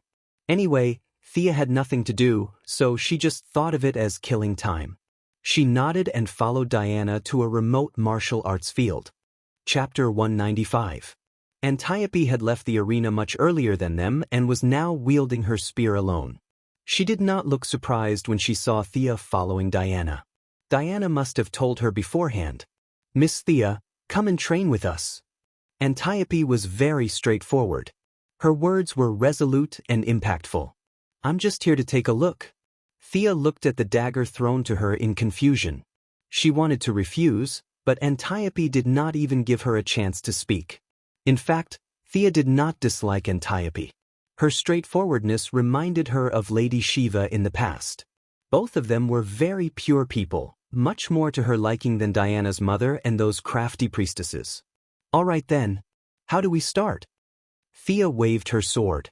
Their swords were shorter than the one-handed swords in the outside world, but they were heavier. Thea was now walking on a non-human path. If it were a normal person, they would definitely feel uncomfortable. Antiope, who was straightforward, made an unexpected suggestion. "A three-person free-for-all. Come on." Diana already looked like a future. She took a weapon from the rack. Of course, it was not a divine artifact. With a shield in her left hand and a sword in her right, she slowly approached the battle circle. Antiope continued to wield her spear. She stared at Thea and Diana's footsteps like an eagle, constantly paying attention to their footsteps and body movements. Seeing that they were very disciplined and had no intention of attacking first, Thea could only dance with her dagger. "Then I'll go first." She slashed her dagger at Antiope's neck. "You're very fast." Antiope used her spear to block the slash and praised casually. At the same time, she leaned to the side to avoid Diana, who was charging at her. Since it was a three-person free-for-all, Thea could not just attack one person. After her dagger was blocked, she took the opportunity to stab at Diana, who was running towards her. The latter blocked her attack with her shield. Thea kicked at Diana's lower abdomen and twisted her head to avoid Antiope's spear. The three of them had their own strengths. Antiope was the oldest, and her martial arts were almost perfect. Diana completely relied on her innate combat instincts to make up for her lack of experience. Thea stood on the shoulders of the humans who had accumulated thousands of years of fighting experience. Antiope represented the depth of martial arts, Diana the purity of martial arts, and Thea represented the breadth of martial arts. The three of them fought for 10 minutes to understand each other's level. In fact, it was mainly Diana and her aunt who had deepened their impression of Thea. No matter how they changed their moves, they were easily defeated and counterattacked. If it was not for the three-person free-for-all, either of them would have been defeated if they fought alone. The accumulation of thousands of years of human knowledge was not a joke. It was not that there were no people who could defeat the accumulation of knowledge of an entire society with their own strength, but they were definitely not the two of them. The situation gradually turned into a 2-on-1 between Diana and Antiope. This time, Thea was a little overwhelmed. On the one hand, she was not used to using her weapon. On the other hand, her strength was also suppressed by Diana, so she was a little frustrated. Antiope saw that she was in a disadvantageous situation and quickly stopped attacking. She stood alone and left the battlefield to them. With one less person, Thea's strength was immediately displayed. Many of her moves were bold and unrestrained, but they were extremely lethal. She slashed left and right, and at this time, she was still unbelievably immature Wonder Woman. She would occasionally counterattack, but most of the time, she was using her shield to block. Thea was sweating. This girl had the potential to be an MT. Her shield was really good. The parry, block, and dodge values were almost full. In a short period of time, she used 7 sets of swordsmanship, from Kashima Shindo Ryu to Iran's assassination technique. She used all the best moves from ancient times to modern times, but she still could not defeat Diana, who was stubbornly defending. "Okay, I'm done." Thea panted and threw away the dagger that was chipped. If she continued fighting, she would enter a tiring phase. It was meaningless. Besides, she did not eat breakfast. Although she was not hungry, her stomach was empty and uncomfortable. Diana excitedly took the shield and looked at it. There were countless scratches on it. The best way to repair this shield was to melt it down. "Your moves are really good. Did you come up with them yourself?" "How could I come up with them? They were accumulated over thousands of years by humans." No matter how thick-skinned Thea was, she could not say that she came up with them herself. "Why is it not written in the books?" Thea was a little embarrassed. How could these things be written in the books? It would destroy the stability of society. But this was not easy to explain. If she said so, Diana would definitely ask more questions. Then the three entered the daily teaching phase. It was mainly Antiope who taught Diana, and Thea watched from the side. But after watching for a while, she realized that something was wrong. The basic beliefs of the two were different. Antiope advocated offense, but Diana was good at defense. Maybe the idea of protecting in her heart was too deep, and there was always a sense of lack of aggressiveness. The two's teaching was stumbling. After a long morning, they finally said goodbye to Antiope, who was disappointed in them. Diana dragged Thea to eat. Thea looked at the batter-like thing that was served and felt a little disgusted. "You're eating this?" "Yeah, we've been eating this for so many years. It's full, nutritious, and tastes good." Thea took a spoon and stirred it twice. It was disgusting no matter how she looked at it. It was a little too much to call it pig's food, but dark cuisine was considered a delicacy compared to this. She whispered to Diana, "When we leave the island, I'll treat you to a good meal." Diana was shocked. She looked around and saw that no one was paying attention to her. She whispered, "My mother won't let me go out." "What are you afraid of?" "Forget it, you're right." Thea wanted to just kidnap her and take her out. She started the skateboard and flew out in a minute. But after thinking about it, Diana only had the silver bracelet of protection on her now. It was indeed a little dangerous. Her epic equipment had been stolen by her mother. Unless it was absolutely necessary, she would not give it to her. It was better to wait for Steve Trevor to bring the Germans to wipe them out. Thea swallowed her original plan. She lowered her head and drank 2 mouthfuls of the batter. But it's too disgusting. No wonder Steve had to leave after 2 days. It was purely because of this disgusting food that he was forced to leave. Thea was so angry that she instantly opened the Eye of Horus. She scanned the entire cafeteria and found that everyone was eating the same thing. No one was giving her a hard time. She could still hold on if the time was short. There was still nearly half a year left. "Forget it, I'll just bite the bullet and eat." "God's eye? You really are the son of God." Diana was closer this time. Unlike the mess in the square, she could immediately tell that this was definitely a sign of divine power scanning. She looked at Thea angrily. "Why didn't you tell the truth? Was it because you were discriminated against that you didn't dare to say it?" Chapter 196. "What did you say?" Thea's heart skipped a beat. She did it out of habit and did not notice that there was a living person beside her. Moreover, she was the kind of person who could sense the divine power. She regretted it. "Who are your parents?" Diana stared at Thea's face and asked seriously, "Look, I even told you that I'm the illegitimate child of Zeus, and you still refuse to tell me. You're not a good friend." However, Thea really could not say it. The biggest taboo in time travel was to say the names of one's parents. If she said Malcolm's name now, maybe one day in 70 years, Diana would see Old Ma on the road and think of Thea. She would go up to Old Ma and talk to him. With her personality, she would definitely do it.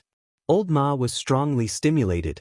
Perhaps he was originally going to find Moira to communicate with her, but because of the interference, he did not manage to do so.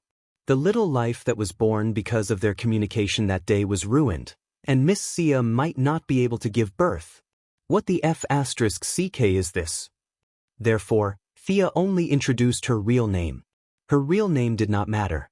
If there was a real name, it meant that the baby had been born. If there was no such name, it meant that the baby had not been born yet. Besides, there were many people with the same name in Europe and America. However, she could not say a word about her family. She waved her hand and said, "Diana, I really can't say. I'm sorry. Is it a god that has already fallen? Will it be sensed when the name is mentioned?" Diana touched her chin and forced herself to imagine. She seemed to realize that Thea had her reasons. She also got the answer to the great strength that Thea showed when she threw the javelin. It was most likely a divine power that she did not understand. Seeing that Thea finally stopped thinking about this problem, Thea finally breathed a sigh of relief. "Hey, do you have a kitchen here?" She was very doubtful about whether she could hold on until Steve Trevor came. She could endure it for a short time, but she still had nearly half a year to go. What if she starved to death before the old man came? Her idea was very simple. There were no guns or cannons. She could make her own. She could at least take some kitchen utensils and make it herself. Diana was stunned by her wild thoughts. On Paradise Island, fighting was an honor, and labor was a disgrace. It was very shameful to give up swords and pick up cooking utensils. Being discriminated against and being looked down upon was a common occurrence. Fortunately, Diana was an open-minded person. She knew that their food was not suited to the tastes of the outside world, so it was understandable that Thea wanted to make some for herself. He said that he would take note of this matter and report it to the queen at night. Heh, Thea gritted her teeth. Your queen even cares about cooking utensils? It was true that she was the village chief. In the afternoon, Diana continued her so-called training. Thea, on the other hand, was not in the mood. She rode her skateboard and prepared to look for some ingredients. When Diana dragged her tired body back to the house, she almost thought that she had entered the wrong house. There were all kinds of mushrooms, wood ears, and many other things that Diana could not name. Thea walked around the woods twice in the afternoon and found a lot of spices. However, many of them needed to be dried. There was a lot of fennel on this island. Thea picked half a bag of fennel sprouts. She also saw a few wild boars in the woods. They would be delicious if they were made into steamed buns. Of course, it was too late now. Thea saw Diana coming back and greeted her. Hey! When Thea glanced at the spear in her hand, she suddenly thought of something. She grabbed the spear in her hand and said, "Wait for me." Then she got on the skateboard and flew towards the woods. Diana's face was full of confusion. Where did she go? She could not figure it out and could only stare blankly at the ingredients in the house. After a while, Thea waved at her from outside the door. Come, come. She followed her to the door. Diana was startled. She saw Thea coming back with the spear, piercing a wild boar. The wild boar was young and looked like it had just reached adulthood. The spear pierced through its indescribable part and came out of its mouth. Are you going to sacrifice to the moon god? Diana thought hard and felt that she had guessed the answer. Sacrifice my ass. Thea rolled her eyes. We will eat it ourselves. Are you vegetarians? Diana shook her head. They usually ate some meat during the sacrifice ceremony. For example, last night's ceremony to welcome Thea was to catch a pig. However, there were more than 1,000 people eating it, and each person's share was pitifully small. Now that she heard that the pig was for 2 people, although she felt a little sorry for the gods, she could not help but drool. She asked hesitantly, "Do you know how to handle it?" Thea definitely had not done this before, but now the situation was so serious that she could only roll up her sleeves and do it. Diana also helped her. Their martial arts skills and strength played an important role.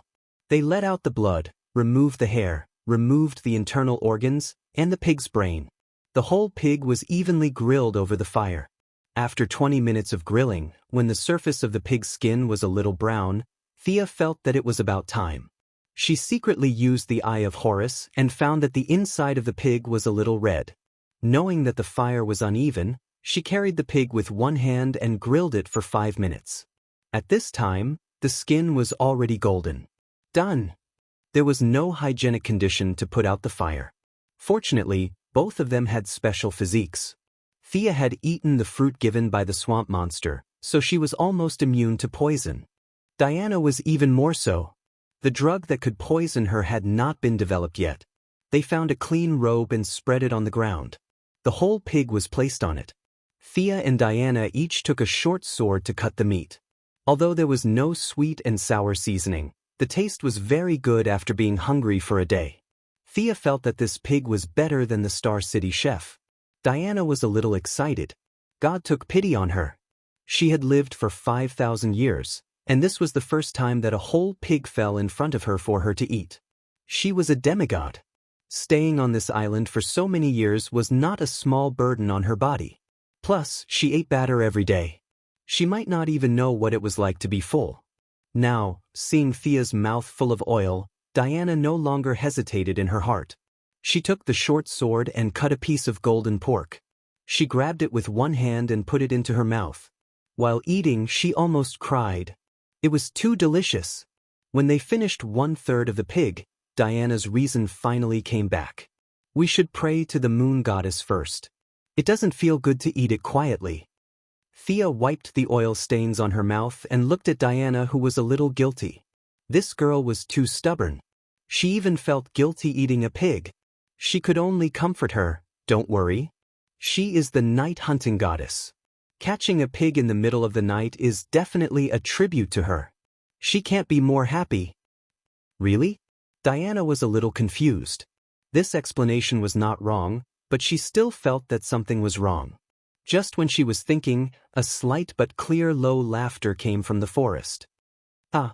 The sound was as clear as a silver bell, and it was particularly obvious in the dark night. Who is it? The two girls were very sensitive. They each took up their weapons and guarded against the direction where the enemy might appear. Chapter 197. There was silence all around. The two looked at each other and saw the surprise in each other's eyes. The sound just now was definitely not an illusion. Thea opened the Eye of Horus again and found that there were only the two of them and the half-eaten pig within a radius of 500 meters. It couldn't be the pig that made the laughter, right? It was a little scary. She poked the pig with her sword, but there was no reaction. Thea finally confirmed that there was nothing special about the pig except for its fresh and delicious meat. Who made the sound? The two thought for a while but had no clue. Thea was not afraid. She had killed a god, so why would she be afraid of ghosts? The word fear was not in Diana's dictionary. The two continued to sit on the ground and eat calmly. When Hippolyte and her entourage brought the kitchen utensils and rice noodles to them, they saw this scene. The two sat on the ground, and a suspected pig-shaped creature had been eaten by them until only a little bit was left. However, the smell of meat drifted out for half a mile, and the two entourage of the queen couldn't help but swallow their saliva. The smell was refreshing enough, let alone eating it. "What are you doing?" the queen asked with a smile. The good girl Diana was embarrassed and couldn't answer. Thea, who could lie like drinking water, replied casually, "For the venerable moon goddess, we are offering a sacrifice." Thea could see that as long as it was against the temple, the queen would support it. If Thea wanted to burn the temple at this time, the queen might even keep watch for her. The queen glanced at the oil stains on their mouths indifferently and said lightly, "Gods should be respected in the heart, not on the surface. Well, I have given you the things. You should finish the sacrifice early and have a good rest." After that, the queen asked the female warrior to put down the rice noodles and pots and turned away.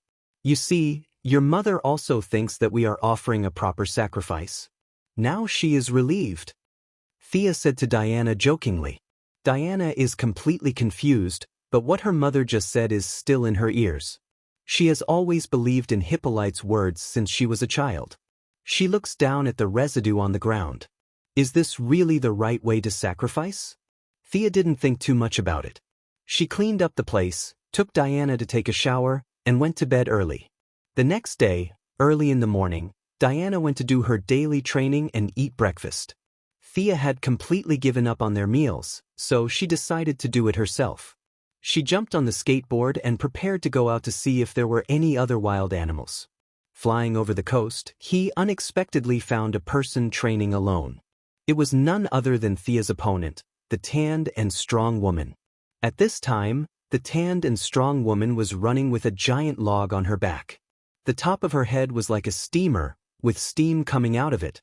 Her body was covered in sweat, and her mouth was constantly cheering for herself. What a fierce woman! Thea has never trained so hard even when she was at her most hardworking. No wonder her body was out of shape. This kind of training is like jumping 1,000 times. If she can't do it, she will run 10 kilometers with weights. If she can't run 10 kilometers, she will jump rope 800 times. She can't stand it. It's too much of a test of perseverance. Thea is impressed that someone else can do what she can't do. She didn't disturb her and flew away. At the same time, she was thinking, is the second round a test of endurance? Then I might as well just admit defeat. She didn't want to run around the island like the tanned and strong woman. She didn't know if she was lucky or not, but she was targeted by 2 eagles. Just as she was thinking about how to shoot the eagles, the 2 eagles rushed at her like crazy. She twisted their necks and carried them back to the place where she lived. Is it because of the fall of Horus that all the eagles are hostile to me? But that's a matter of the future. How did the eagles in 1918 know? She couldn't figure it out, so she didn't think about it anymore. She skinned the eagles and roasted them over the fire. She sprinkled some salt that the queen sent. The taste was not good, and the meat was a little dry. It was like heaven and earth compared to pork. After breakfast, Thea began to get busy for her future rations. Compared to Gideon's sci-fi spaceship, this is a primitive society. She wanted to eat buns, but she didn't know how to make dough. Unfortunately, there is no Baidu in this era. Fortunately, the study Hippolyte prepared for Diana had a lot of miscellaneous books. She flipped through the books and roughly understood the process. When Diana rushed to her, Thea was kneading dough with her face full of flour. The second round now? What are you talking about? Come with me. It's impossible to leave quickly. Thea's face is full of flour. This is the competition for the name of the goddess of hunt, not the competition for the god of cookery. Diana could only watch her wash her face and change clothes. She looked around and saw that there were no mistakes. She took her to the dense forest on the east side of the island. What are we doing here? Thea was very familiar with this place. She got her wild boar here, and many of her mushrooms were also picked here. Because they took some time to change clothes and wash their faces, when they arrived at the scene, all the people on the island were waiting for her. The 3 priests were very serious this time. No one pretended to be a grandson to her. They all stared at her fiercely. The leader of the priests cleared her throat. The goddess of hunt needs the best hunters. Your task this time is very simple. Enter the dense forest and win by the number of prey you catch. After that, she seemed to kindly remind Thea, Miss Thea, you can shoot arrows, right? This was the idea that they came up with after much thought. They wanted to play to their strengths and avoid their weaknesses. Don't you have great strength? Let's change the competition to skills. Although the dark and strong women were not good at archery, they had lived on the island for 5,000 years. These abilities were almost instinctive, so they felt that they had a good chance of winning. Can you shoot arrows? Diana also asked in a low voice. There was no other way. Thea had lost her bow and arrow. These days, she had been hunting with javelins. No one had seen her shoot arrows. Okay, but you have to lend me your bow and arrow. Thea said modestly, but the villain in her heart was roaring. What a joke! We are going to become an archery family. There are black arrows, green arrows, and red arrows. How dare you ask me if I can shoot arrows? Her vague words coupled with the act of borrowing the bow and arrow made several priests show a knowing smile. This time, they could finally equalize a point. She could not shoot arrows, so naturally, she would not carry a bow and arrow at ordinary times, which was very reasonable. Worried, Diana handed her bow and arrow to her and told her to be careful. Thea took the bow and tried it. Unlike the modern composite bow she was used to, Diana and the others used a very old horn bow, which required high arm strength, but accuracy required more experience and eyesight. Fortunately, she was not short of arm strength or eyesight experience. She learned that there was no arrow limit, but there was a time limit until the sun went down. She took 2 pots of arrows and found a direction with the dark and strong woman. She took 3 female warriors who were said to be assisting but actually monitoring into the dense forest. Chapter 198. Thea didn't talk to the people behind her, and they didn't have the intention to communicate with each other. Both sides treated each other as if they didn't exist. The 3 female warriors who assisted in the surveillance were watching her from a distance of more than 10 meters. This forest is really dense. Thea sighed after walking for more than 10 minutes. She didn't feel it when she was riding a skateboard. Walking in such deep and shallow places was really not enjoyable.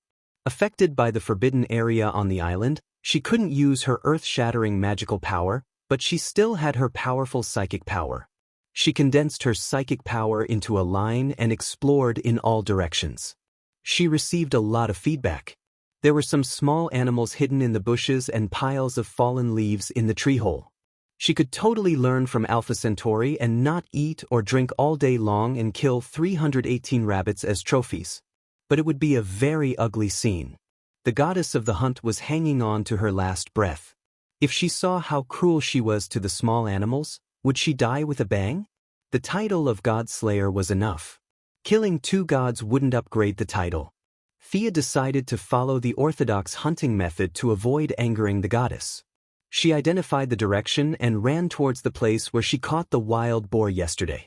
Wild boar had the word pig in its name, but it was actually quite fierce. No one in the Foot Basin country had ever seen a tiger or a lion. They thought that the bravest animal in the world was the wild boar, so they often crowned the warriors with the title of pig warrior. If you didn't know the truth, you would think that he was scolding you. In fact, it was really a compliment. Thea was looking for the wild boar at this time. She was in a hurry yesterday and didn't see it clearly. She only remembered that there were a few of them. It was completely worthy of the goddess to treat this thing as prey. She just wanted to show respect to the goddess. There was no need to hunt animals that sounded fierce. What's more, the prey was hers. She could eat it after the competition. Compared to the problem of how to eat a tiger or a lion, the wild boar was the most suitable. If the 2 of them couldn't eat it, it would be a favor to give it to the queen and Antiope. The 3 female warriors following Thea didn't know why she ignored the small animals nearby. Seeing her walking quickly through the forest, they didn't ask her anything and quickly followed her. Relying on her keen psychic power, Thea found the crime scene 15 minutes after entering the forest. She could vaguely see the bloodstains left behind when she committed the crime. At that time, she descended from the heavens and stabbed the wild boar with a javelin. After that, she cruelly dragged the wild boar away. The traces of the crime scene were too obvious. Where did those pigs go? Thea carefully looked at the traces on the ground. After looking at it for a long time, she could only helplessly express that the scene was too messy and full of pig footprints. Moreover, she did not have the talent of a scout. In her eyes, it was really difficult to find the whereabouts of the pigs in such a messy scene. Just as he was about to turn around and fight other animals, he found several large animals running towards him under the scan of his spiritual power. When she took a closer look, weren't they the pig sisters she had been searching for? It couldn't be helped. There were no males on Paradise Island. The one they ate yesterday was a little sow. Of course, the pig sisters were not here to reunite with her. Her brutal methods yesterday had caught them off guard. Today, a few wild boars were immersed in the grief of losing their loved ones. Unexpectedly, they saw her in her iconic red dress nearby and charged towards her without caring about their stamina. "Stay away from them!" Thea shouted at the few Amazons. As for whether they listened to her or not, it was none of her business. She looked at the surrounding terrain and found a boulder more than 3 meters above the ground. Using the huge grip of the mechanical arm, she climbed up quickly and drew her bow, ready to deal with the first wave of the wild boar's charge. When the first wild boar rushed out of the forest, it was greeted by an arrow as fast as lightning. Unfortunately, Xia had never used this kind of ancient bow before. She pulled the bowstring a little too hard, and the arrow that was originally aimed at the wild boar's eye brushed past its mouth, bringing a large piece of flesh and blood with it, and flew far away. She's really strong, and her archery skills are not bad. A few Amazons hid in the trees and watched from afar. Thia's arrow was almost drawn to the maximum tension of the bow. The angle was not very good, but it still left a bloody mark on the thick skin of the wild boar. It fully showed that the strength and speed of the arrow had reached the extreme of this kind of ancient bow. They thought it was good, but Thea felt that it was too embarrassing. She missed such a big target, partly because of the bow, and partly because she did not practice. For the second arrow, she did not blindly pursue speed. She spread out her spiritual power and corrected the arrow's trajectory. She pulled out another arrow, looked at the wild boar's bell-like eyes from afar, and released the bowstring. Bang! The wild boar was shot and fell on the spot. Blood flowed out of its eye sockets like it was worthless. Its limbs trembled violently. Although it was tenacious, it was only a matter of time before it died. Beautiful! A few female warriors could not understand Thea. Considering that she pretended to be weak when she threw the javelin, they could not figure out whether she was originally good at archery or had a breakthrough on the spot. From a pure warrior's point of view, her arrow was almost perfect. Even if Antiope, the best archer in the tribe, personally shot it, he would not be able to do it. There were a total of 3 wild boars that rushed out. This pig was obviously stronger than the other 2. Thea could not tell whether it was the mother or the sister pig. She only knew that the remaining 2 small ones seemed to taste better. Anyway, they could resurrect infinitely. She continued to aim at another wild boar without feeling guilty. This wild boar also fell under her sinful arrow without any suspense. The remaining piglets screamed and turned around to run. Still want to run? Thea jumped down from the boulder and chased after them like a galloping horse. In order to avoid capsizing, she always kept a distance of 100 meters and followed them at a leisurely pace. This pig was a little abnormal. Thea found that it was not running in a panic. It was running in an orderly and purposeful way. Is it trying to lure me into an ambush? Do wild boars have such intelligence? But thinking that they had lived for thousands of years, it seemed that anything abnormal could happen. Thea's expression gradually became serious. She slowed down a little and scanned the area with her psychic power to the maximum.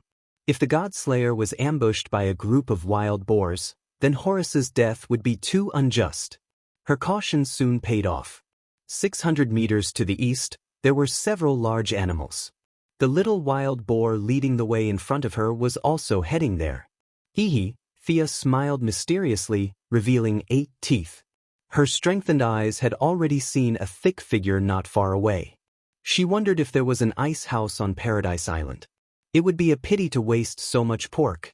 Chapter 199. This time, there was no boulder for her to look down on, but she was already familiar with the performance of the horn bow. Instead of dodging immediately, she began to shoot arrows from a distance with all her might. She did not stop shooting arrows one after another. Every time, the bow was almost fully drawn. She did not use her eyes to aim, but used her mental power to accurately position the arrow. When several female Amazon warriors arrived at the scene, they saw such an inhuman scene. She shot a rain of arrows from a distance of 300 meters.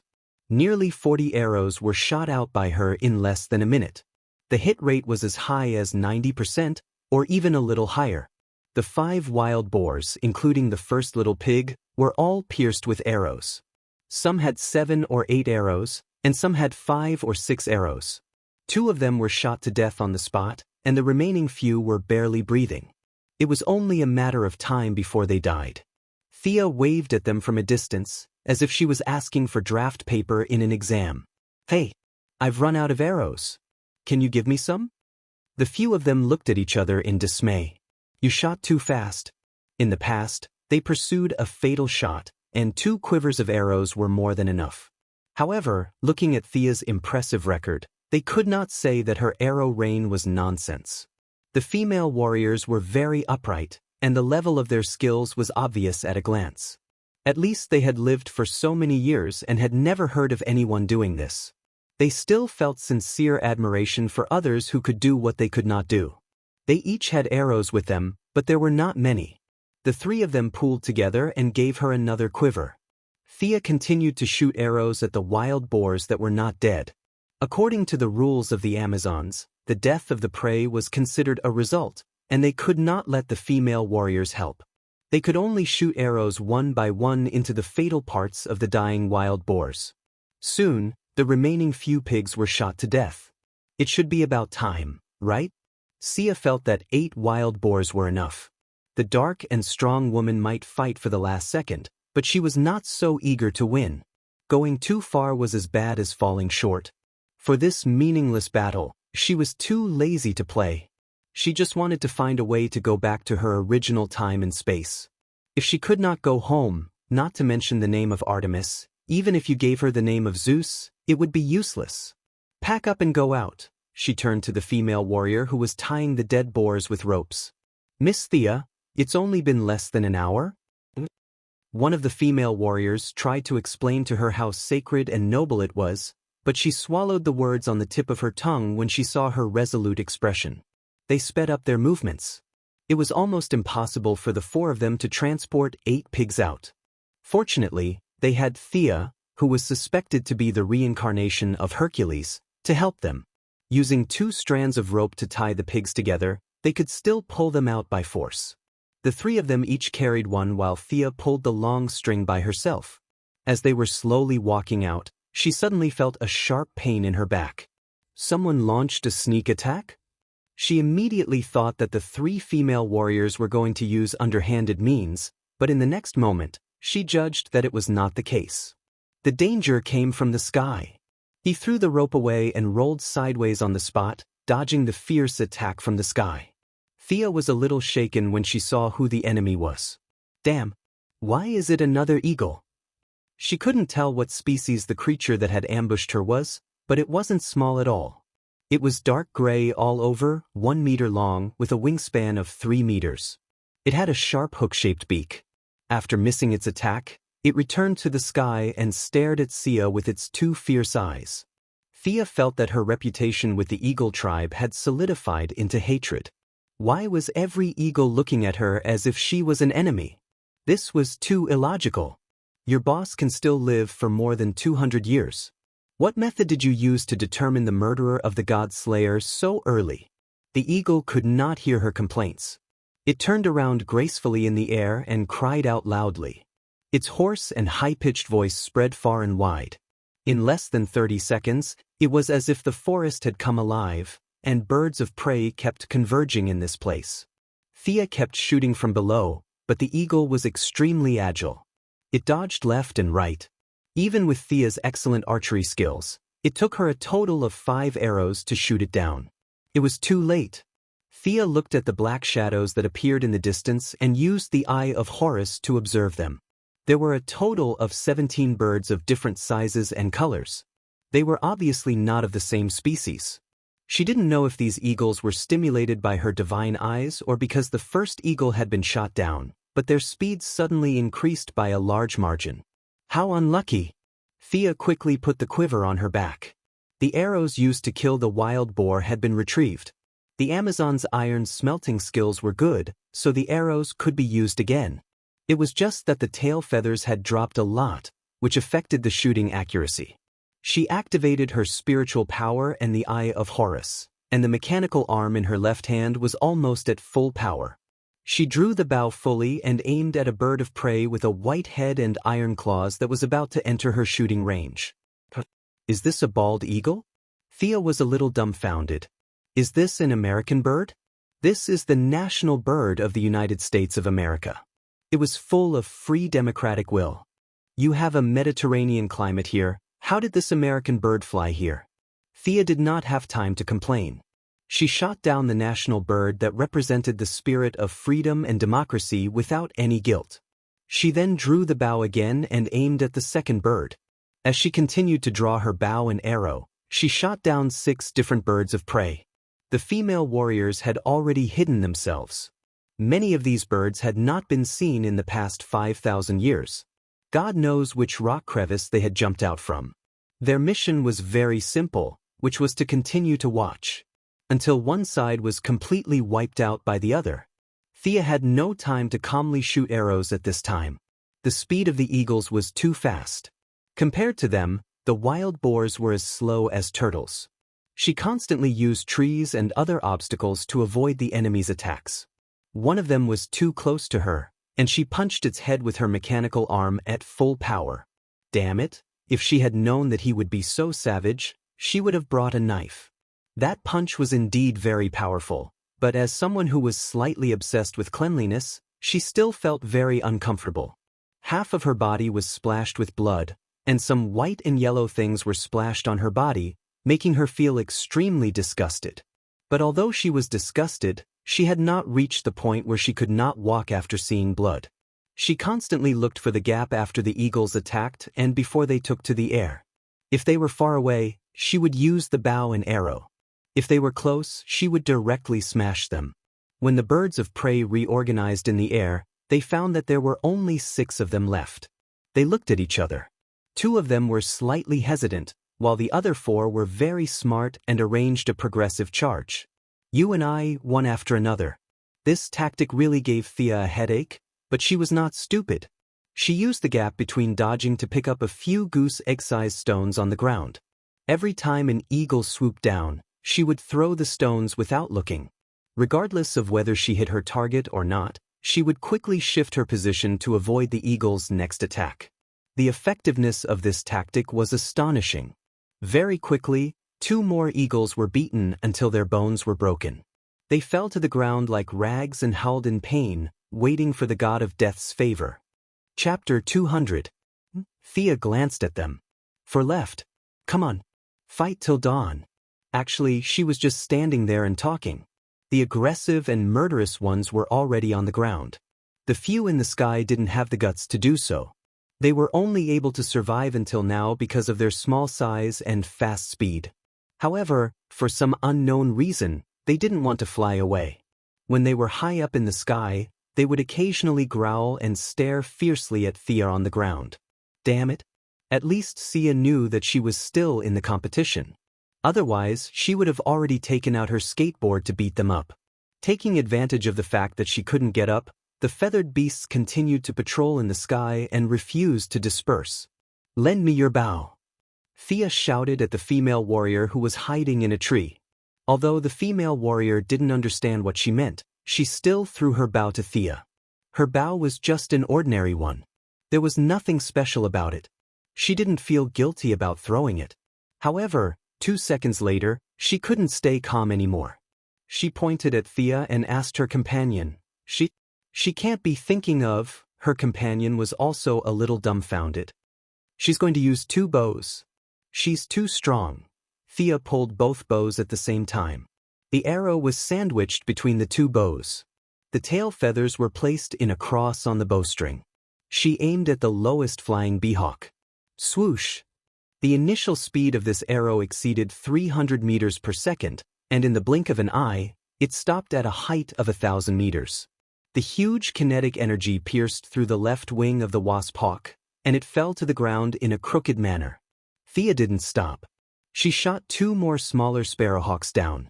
However, when she was about to shoot the last red-bellied sparrowhawk, she found that the latter had crazily increased its altitude.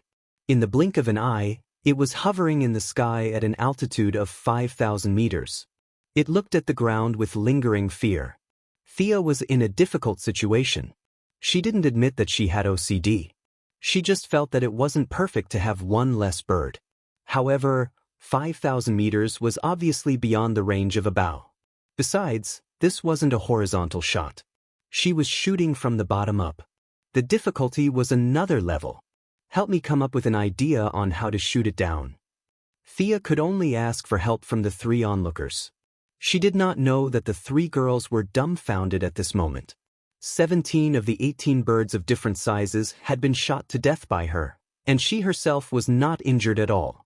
Her archery skills crushed them without any suspense. Hearing her question, the few of them looked at each other and shook their heads with a bitter smile.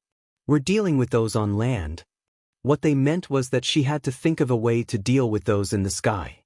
Thea gave the eagles who were still breathing a final blow. Her method was extremely cruel as she tried to provoke the one in the sky. However, the other party was completely indifferent. It neither fled nor swooped down. It just cruised in the sky. No matter how heinous Thea was, it was determined not to come down for revenge. She had met a coward. Thea's first plan had failed, so she came up with another plan, which was to pretend to retreat. She called the 3 female warriors to clean up the battlefield. The 3 girls were relieved and went down the tree. They could not defeat 18 birds of prey, but now there was only one left. What was there to be afraid of? They had trained for thousands of years. They would not lose in a one-on-one fight. Thea strung all the eagles into a string and dragged them side by side with the few wild boars. What she meant was, look at you guys. You're the overlords of the sky. Aren't you being treated the same as the wild boars? Let me ask you, are you angry? Sure enough, the red-bellied eagle in the sky had suffered a great psychological trauma. Its companions were all killed, and it was the only one who survived. Now that the enemy had humiliated the body of a brave warrior, it could not stand it anymore. Feeling the eagle's agitation, Thea added fuel to the fire and brazenly glanced at it with the eye of Horus. A low cry was heard, and the sound quickly spread from the sky to the ground. The red-bellied eagle that was controlled by anger completely gave up on the idea of flying again. It did not reserve any energy and increased its speed to the maximum. It only wanted to pierce a hole in this blasphemous creature. It did not care whether it would die or not. Come on! In the face of the red-bellied eagle's desperate charge, Thea finally found the feeling of blood boiling. This opponent was worthy of respect. She focused her mind and aimed at the red-bellied eagle that was rapidly approaching her. The distance between the two sides was getting closer and closer. Thea could see every feather on the eagle's body, but she did not rush to release the arrow. This state of not shooting was a burden to her, and it would also interfere with the opponent. She was waiting for the best time to shoot. Sure enough, her arrow-like gaze was sensed by the sensitive red-bellied eagle. Its original desperate charge was slightly changed. Just when it was thinking about whether to maintain the original speed or change the angle, Thea took advantage of its hesitation and instantly released the bowstring. An ordinary-looking arrow gradually grew larger in the red-bellied eagle's eyes and finally pierced through it. Ah! Thea raised the bow and shouted to the sky. The 3 female warriors were also encouraged by her success. They pulled out their swords at the same time and roared to the sky. After shouting a few more times, Thea felt much better. Ever since she met the Time Wanderer on Purgatory Island, her journey had not been smooth. Now, she had fallen to such a desolate island, and it was impossible for her to return home. These heavy facts had been pressing down on her not-so-broad shoulders. The exhilarating slaughter today had finally allowed her to vent most of the frustrations in her heart. At the same time, she had also gotten rid of the influence on her personality after fusing with the unicorn. She was just herself. She liked battles that made one's blood boil. She was not some compassionate Cirthus. She had no interest in being a righteous superhero. She just wanted to be herself. After washing away the lead, Thea felt that her entire soul had become abnormally clean. Although her strength did not improve at all, she felt very comfortable and happy. She sighed in her heart. I really don't have the fate of a protagonist. Every time the protagonists had an epiphany, they would level up by leaps and bounds. I, on the other hand, have not improved at all. Moreover, the protagonists had all encountered great disasters. If it was light, they would be forced to cultivate again. If it was serious, their families would be wiped out. What about me? I only killed a few wild boars and birds, and I had an epiphany. Just thinking about it made me feel low. She shouted to the female warriors happily, put them on the ground. Let's continue hunting. Although the female warriors did not know why she suddenly became so energetic, they still followed her happily. The scene was full of honor. They felt that they would see an outsider crowned with the divine name of Artemis with their own eyes. This was an honor for Thea, and it was also a wonderful thing for them to praise for a long time. Next, The animals living in the dense jungle found that their peaceful lives were broken. Many of the large animals that looked delicious were unlucky. This island was a product of unscientific research, and the animals in the jungle fully demonstrated this point. Many animals living in the tropical, temperate, and even cold zones were discovered by Thea's pervasive psychic power and then regretfully fell under her sharp arrows. Chapter 201. There's a snake on the tree. I heard that it's very nutritious. Shoot it and take it. The squirrel over there looks quite cute. Its big tail feels nice to touch and it can even blink. Forget it, I'll spare its life. Along the way, Xia judged whether the other party belonged to the hunting category based on her own preferences. She prioritized killing those whose meat was tender and nutritious. As for the ones that tried to act cute, they were scared away by Thea's threatening gestures. The ones with thick skin and thick meat were determined by the situation. When she shot another fox that was constantly patrolling around her prey, the female warrior looked at the sky and told her that the time was almost up. It was time to return. Thea looked up at the sun through the gaps between the trees. She could not see anything different. How did these people determine the time? Puzzled, she began to clean up the scene. There were too many prey and they did not have enough manpower. They could only move the prey bit by bit. When they were about a mile away from the exit, they heard a very loud whistle from outside the forest. It's a whistling arrow. The other side is out of the dense forest. Let's speed up. One of the female warriors looked at the small mountain of prey and said with a little distress. Thea also wanted to speed up. At this time, the dense forest was showing the prologue of evening. From time to time, insects and flies were attracted by the thick smell of blood. They rushed forward one after another to get a taste of the blood. Thea was also suffering because of the blood stains on her body. She was harassed by the buzzing insects because of the blood stains. Can we ask a few more people to come in and help? Thea killed another mosquito that was circling around her and asked for the others' opinion. The few of them discussed in low voices. In the past, they hunted to show off their bravery. Their prey was always the kind of wild animals in the forest that could be carried away by 2 or 3 people. It was the first time that they encountered such a large-scale massacre like Thea. In the end, they decided that 2 of them would stay here and guard while the other one would go out and call for reinforcements. Diana's helpers came quickly. When she saw the animals piled up like a mountain on the ground, she instantly understood what Thea was thinking. They all look like delicious food. She thought to herself. The saying of strength in numbers was always true, not to mention that there was also Diana and Xia, 2 cheaters whose strength was seriously over the top.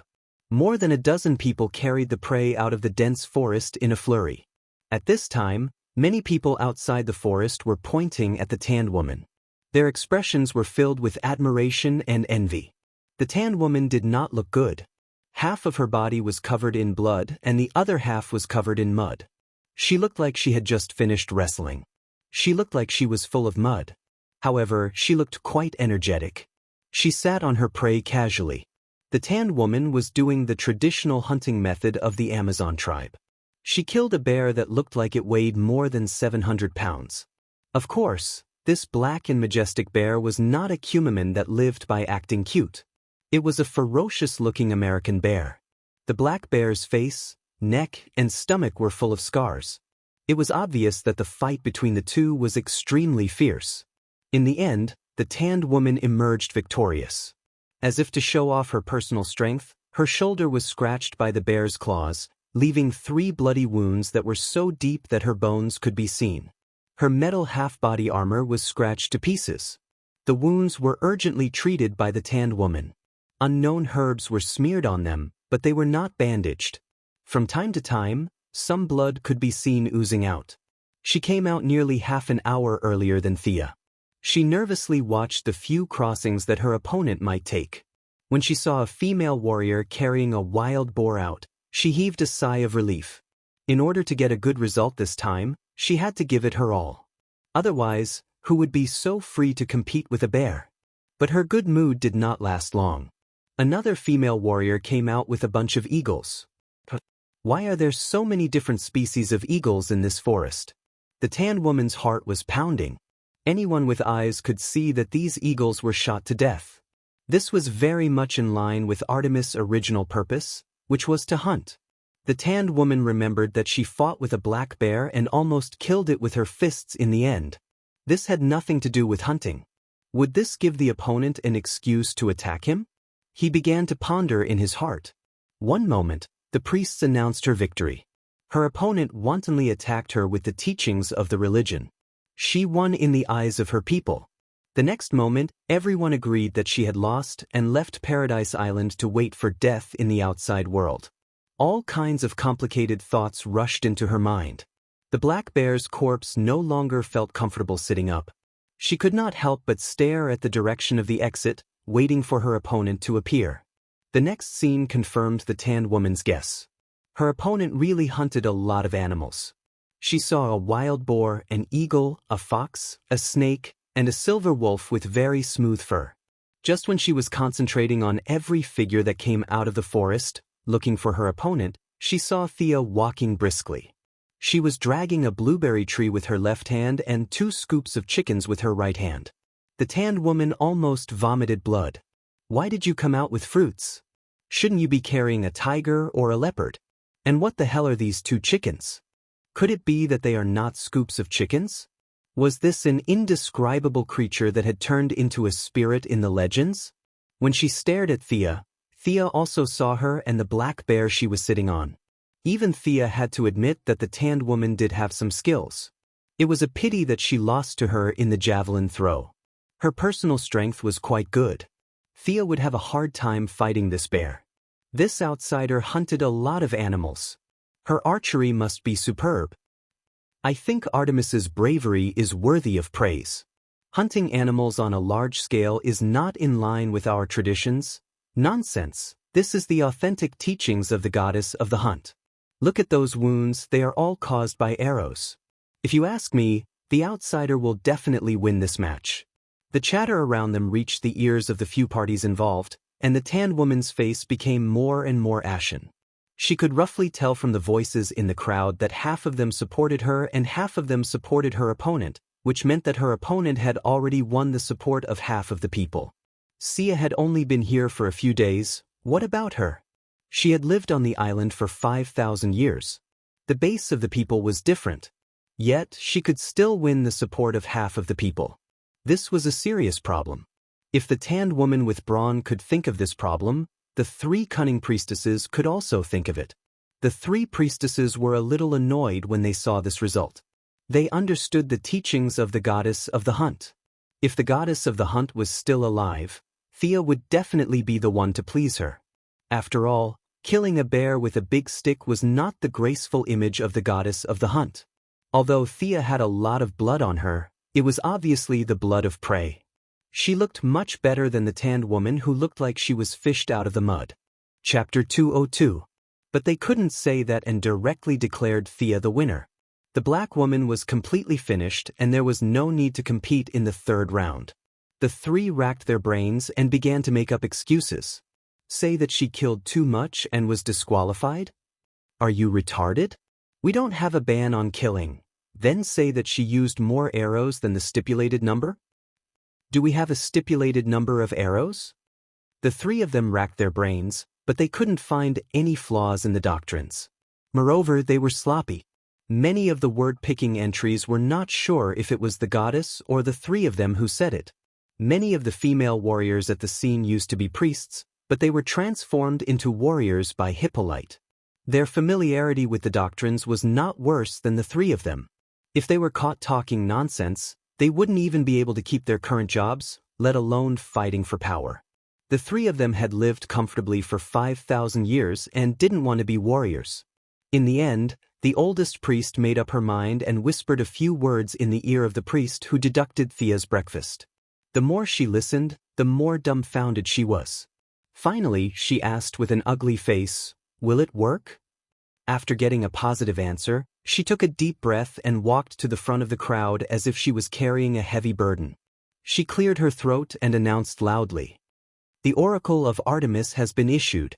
The goddess wants to see a more exciting game. This game will be considered a draw." This was the solution they thought of. Anyway, The goddess didn't know. The right to speak was in their hands.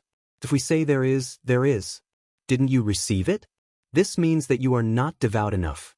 Sure enough, she didn't mention who won or lost, and pushed the blame to the goddess regardless of the facts. The crowd below was instantly boiling. Fortunately, they were all civilized people, and no one threw stones to protest against her oracle. This made the priest who announced this shocking news secretly relieved. No one protested, but the discussion was inevitable. She didn't have the courage to shout at them to shut up. She could only listen obediently. Oracle? Did you see it? Why didn't I see it? Their faces are too ugly. This is all to fight for power with the respected queen. Sigh, they should at least affirm Artemis's achievements. The Outlanders' results are also good. Are the two of them just ignored? Paradise Island still had a strong democratic atmosphere, and the female warriors were not all muscleheads.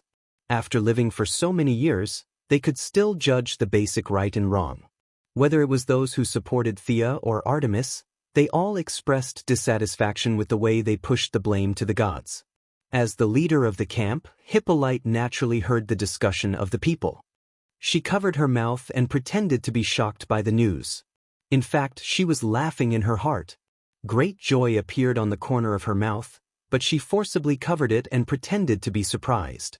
Diana, who had a fiery temper, was furious. On one hand, she felt that it was unfair for her friend. On the other hand, she felt that the three of them were blasphemous.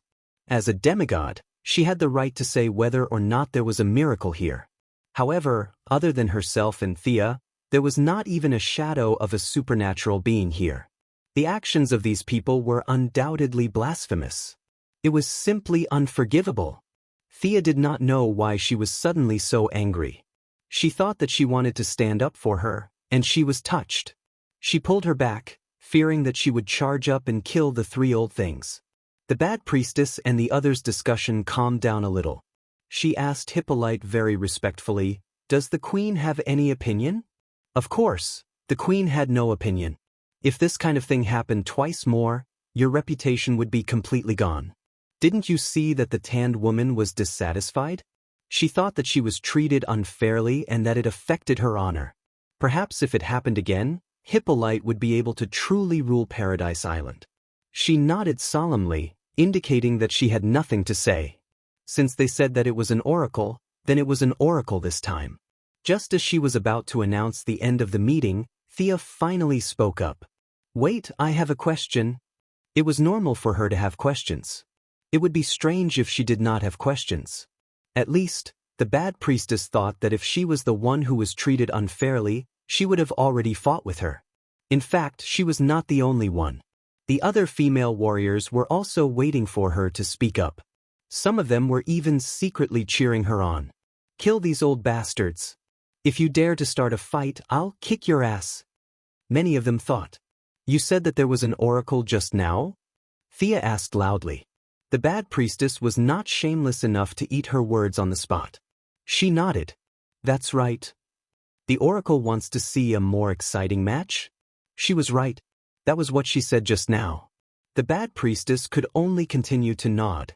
Thea smiled innocently. "Since we have attracted the attention of the gods, we can't let them wait any longer. I suggest that we start the third round immediately." Wow! Suddenly, there were a lot of unintelligible sounds in the hall. "It seems to make a lot of sense. There's nothing wrong with that. We should start the match immediately." Thea's counterattack broke the three's plan. The moment they heard her words, they felt a dull buzzing sound in their heads. They quickly exchanged a few glances. Damn it! How could they communicate with glances? No longer caring about the criticism, the three gathered together again and whispered. What should they do? This question flashed in the eyes of all three of them. Sia's question happened to be stuck in their so-called oracle. She was absolutely right. The gods were paying attention to us. Since we were so pious, we definitely couldn't let the gods wait. In that case, let's hurry to the next round. They could not say that the gods left behind an oracle and run away. Now that the gods were not at home? That was too ridiculous. They could not even fool the simple people on their island, let alone the knowledgeable outsiders. Their own gods were hanging on by a thread. Even when they were full of divine power, the Greek gods were famous for playing around and not doing anything serious. They were far from being busy. It was pure nonsense to say that the gods were very busy. As for denying the oracle, it was even more impossible. Even if they wanted to take back what they had said, they could not just take it back 2 minutes after saying it. The three old faces had not been trained to the point of being invulnerable. They still had some sense of shame. After careful consideration, they finally decided to do as she said. Continue the match. As for what to compete in, the three of them were a little confused. They competed in strength and skills. Was there any other specialty on Paradise Island that they could compete in? In a hurry, the three of them saw more and more female warriors pointing at the three of them. Needless to say, they were definitely not praising the three of them for their piety and honesty. Especially the distrust in Artemis's eyes, which hurt the three of them. Damn it, we are wasting our brain cells for you. Chapter 203. If the black and strong woman looked at them like this in the past, they would have already given up. Who do you think you are? But now the situation is different. No matter what the original purpose is, they must pull the black and strong woman. They have been forced into a corner. If they want to live peacefully, they have to fight. However, even if he was capable of making bold claims, it would be too difficult for him to actually execute them. The black and strong woman is a very typical Amazon female warrior. She can do nothing but fight and kill. Now the strength and skills are better. Do they want the two to fight? The three shook their heads at the same time. Thea's pretending to be a pig to eat a tiger left a deep impression on the three of them. Is it possible that she is a fighting master? The leader of the old priest thought hard. When she saw the puzzled eyes of the female warriors around her, she thought of a good way and whispered to the two of them. In fact, there is no need to discuss it all. She has a way. The other two are almost crazy by the situation in the field. Every second here, their popularity will drop by a lot. It is definitely better to have a way than to have no way. This time, the bad priest will not read the oracle. So many people at the scene are watching. The idea discussed by the three of them is immediately packaged as oracle? Do you think these more than 1,000 people are fools? The head of the old priest can only go out in person. She is not so courageous to disguise herself as an oracle under the eyes of the public. She is afraid that she will be stoned to death by the angry female warriors. Finally, she has a bit of quick-wittedness and changed their ideas to disguise themselves. Through our interpretation of the oracle, we think the gods are going to personally assess the third game. Next, we will go to the temple for the final game. It has to be said that her words are quite clever. Out of the fear of the gods, the female warriors who were originally excited were suppressed. Is there really an oracle? Are they not lying? Let's look at the situation again. The female warriors were instantly shocked by her actions. Not to mention them, even Thea and Diana were surprised. What happened? Did the oracle really come? The two looked at each other and were a little confused. Hippolyte, who had been chatting with them for more than 5,000 years, was not so easy to fool. She pretended to be very excited and asked in the tone of a crazy fan, "What did the gods say? Can I go and listen to it myself?" In any case, she was the queen, and she and Zeus still had several legs of friendship. The priests couldn't refuse at all. Not to mention them, even if Artemis came down in person, in terms of identity, Hippolyte was not afraid of her. Now she just asked to watch, and no one dared to refuse. The old priest acquiesced to Hippolyte's proposal and replied, "The oracle is very obscure. Let's not let the gods wait for a long time. Let's go." For a moment, a big question mark appeared in the minds of those who understood. What were they planning? Thea was naturally a smart person. She also didn't understand what these old guys were trying to sell, but looking at the tanned woman's puzzled face, it was clear that she didn't know what they were trying to compete in. It was still fair. Thea just wanted to end this farce as soon as possible. If you want to fight for power with Hippolyte, then go ahead. Why do you have to drag me into this? I have to go back and knead the dough. Knowing that Diana would also go, she was even more relieved. These three old guys can't summon Ares, right? There was nothing to be afraid of, so she calmly followed the three people. As she walked, She took out a handful of blueberries from her bag and handed them to Diana. The two followed the large group slowly as if they were on an outing. Diana, who had been with her for 2 days, was obviously thick-skinned. She took the food and ate without scruples. She didn't know if it was because she was influenced by the company she kept. Hippolyte and Antiope, who had been paying attention to them, were thoughtful. As for what they were thinking, only they knew. From the dense forest to the temple in the center of the island, the distance was not close. Thea saw that everyone was walking solemnly and didn't dare to mention riding a horse. On the way, she found an apple tree. Without saying a word, she broke the branches with a punch and picked up 7 or 8 apples to eat on the road. Several camp leaders pretended not to see it for their own purposes. Many female warriors saw this scene, but most of them chose to ignore it. A few thought that she was showing off her personal bravery and cheered loudly for her. This made Sia a little embarrassed.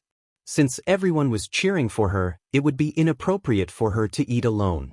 So, in the spirit of sharing, she picked a few apples and threw them to the loudest people, which led to another round of cheers. The few people who caught her apples also slowed down and walked side by side with her. Several people began to discuss how Thea killed the huge prey. Thea made a cameo appearance on the scene and shot an eagle that was pulled in front of her by Horus. This ignited the emotions of the female warriors. Many female warriors slowed down and walked into the group to observe her amazing archery skills. Thea didn't refuse any of them and shot 2 sparrowhawks in front of everyone. The cheers were earth-shattering, and even Diana was a little eager to try. They were so happy as if they were celebrating a festival, but the faces of the priests were pale. As the general of Paradise Island, Antiope couldn't help but turn around and compete with Thea in archery after seeing her kill another gray eagle. It had to be said that Antiope's archery skills were better than the spear. Thea and her were evenly matched. The two of them went from shooting dead animals to shooting living animals, and finally, they shot 3 arrows at the same time. It was like an archery competition, showing off all kinds of archery skills. Isn't it the age of gunpowder outside? Why do you want to specialize in archery? Antiope was very happy now. The female warriors of Paradise Island didn't dislike archery, but they advocated hot-blooded battles with swords and axes. They weren't very keen on long-range attacks. Now that they met Thea, who came from an archery family, they naturally felt unexpectedly close to her. It was a kind of respect that both sides were on the same level. Of course, Thea couldn't say that her father and brother were all archers, and she couldn't reveal too many details about the future. She could only vaguely explain, "Archery can give me courage to protect my city from the invasion of bad people. Gunpowder can't. Gunpowder can only further increase the killing." But, Diana, listen, Thea's philosophy is different from yours, but it's also noble. This is the concept of protection that I mentioned to you before. It's not the only concept, you should. Antiope was deeply impressed after listening to her half-truths. Thinking of the naughty child that she taught, she turned around and began to discuss with Diana whether there was any room for improvement in her life principles. Chapter 204. Thea did not have many beliefs for her to think about. She just wanted her family to survive in the future. Of course, it would be better if they could live comfortably. Antiope went to teach the naughty children. Thea was surrounded by a group of female warriors who had lived for 5,000 years but were still very innocent. Archery required talent and some tricks, so she could not teach them. However, she could teach them the thousands of years of fighting experience she brought from the outside world. She found a few moves that were very similar to their original style and taught them. The female warriors did not care that Thea was much younger than them. They all happily learned the moves. By the time they reached the entrance of the temple, there were already hundreds of people gathered around Thea. Diana could not stand her aunt's nagging. In the name of proving her beliefs, she was actually annoyed by her aunt's nagging. She dragged Thea to play another round. The two of them were not serious. They were purely playing around. They walked for a few miles and attracted a lot of attention. In front of them, there were constantly people who deliberately fell behind to watch from a close distance. The whole group walked in a very strange way. A large group of people in front of them walked in an orderly manner, but there were people who looked back from time to time. The large group of people behind them was much more lively. It was as if they were celebrating a festival. There were endless cheers and shouts, mixed with the sound of weapons clashing. A group of female warriors who regarded fighting as their lives cheered even more. When the group in front of them stopped, they realized that they were at the entrance of the temple. "We're here. Time flies. Oh no, Miss Thea has used up a lot of energy. Will this be bad for the competition later?" No wonder the old guys didn't stop them. They're so cunning. After playing around for a while, many people had a better impression of Thea.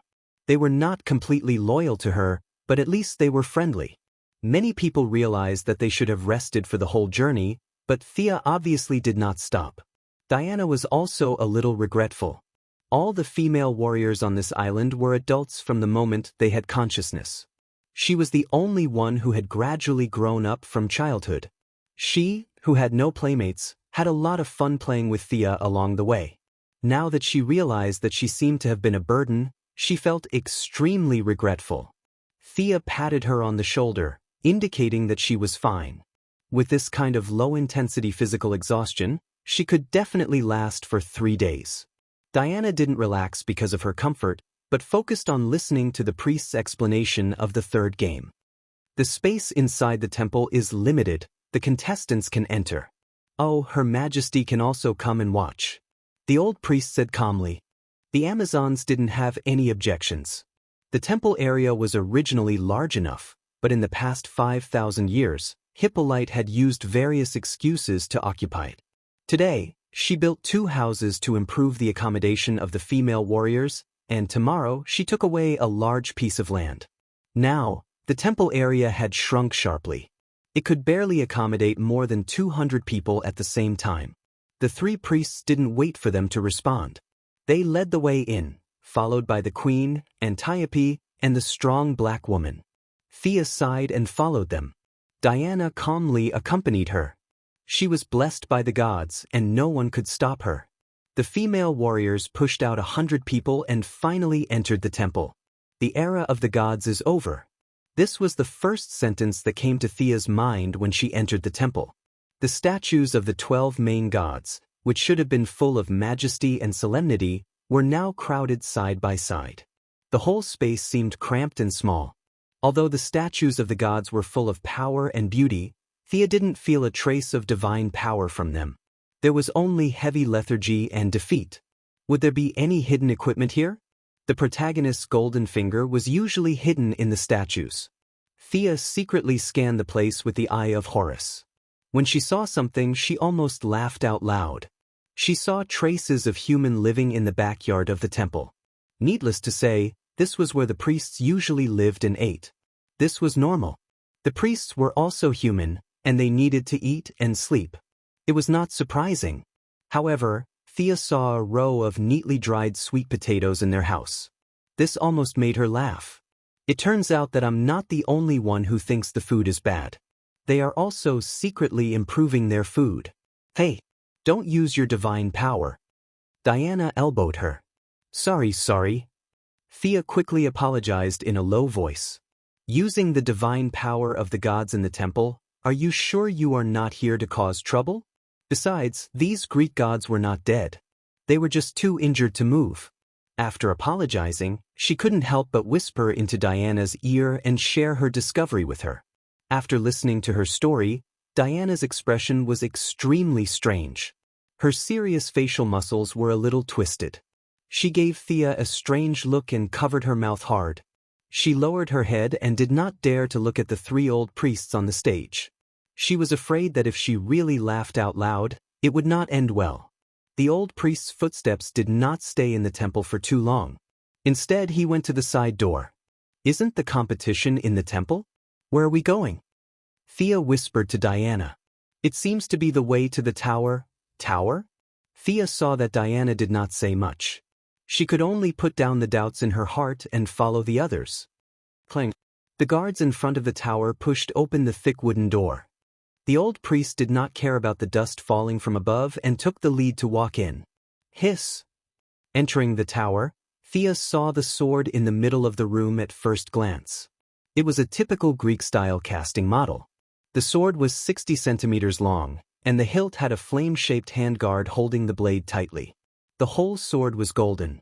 This was the so-called Godslayer with 999 attack power that Hippolyte tricked Diana into believing? However, the divine power of this tower was too concentrated. Thea could feel that some of the gods will still remain here.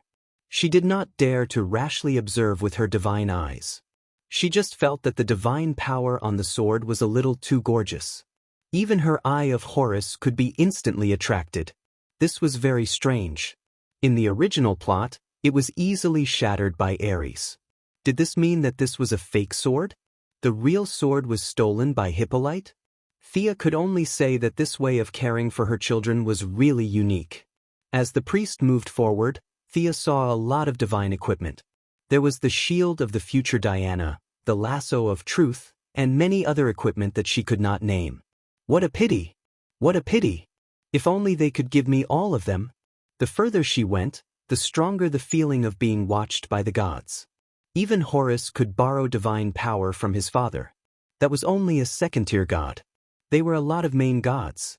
Plus, there was the unfathomable god King Zeus. Even if Superman were to fly over in his dark form, he would not be able to snatch them. Lady Thea could only be an honest spectator. Chapter 205. Along the way, Sia's heart was itching. In the end, she simply stopped looking at them and followed them around in circles with her head lowered.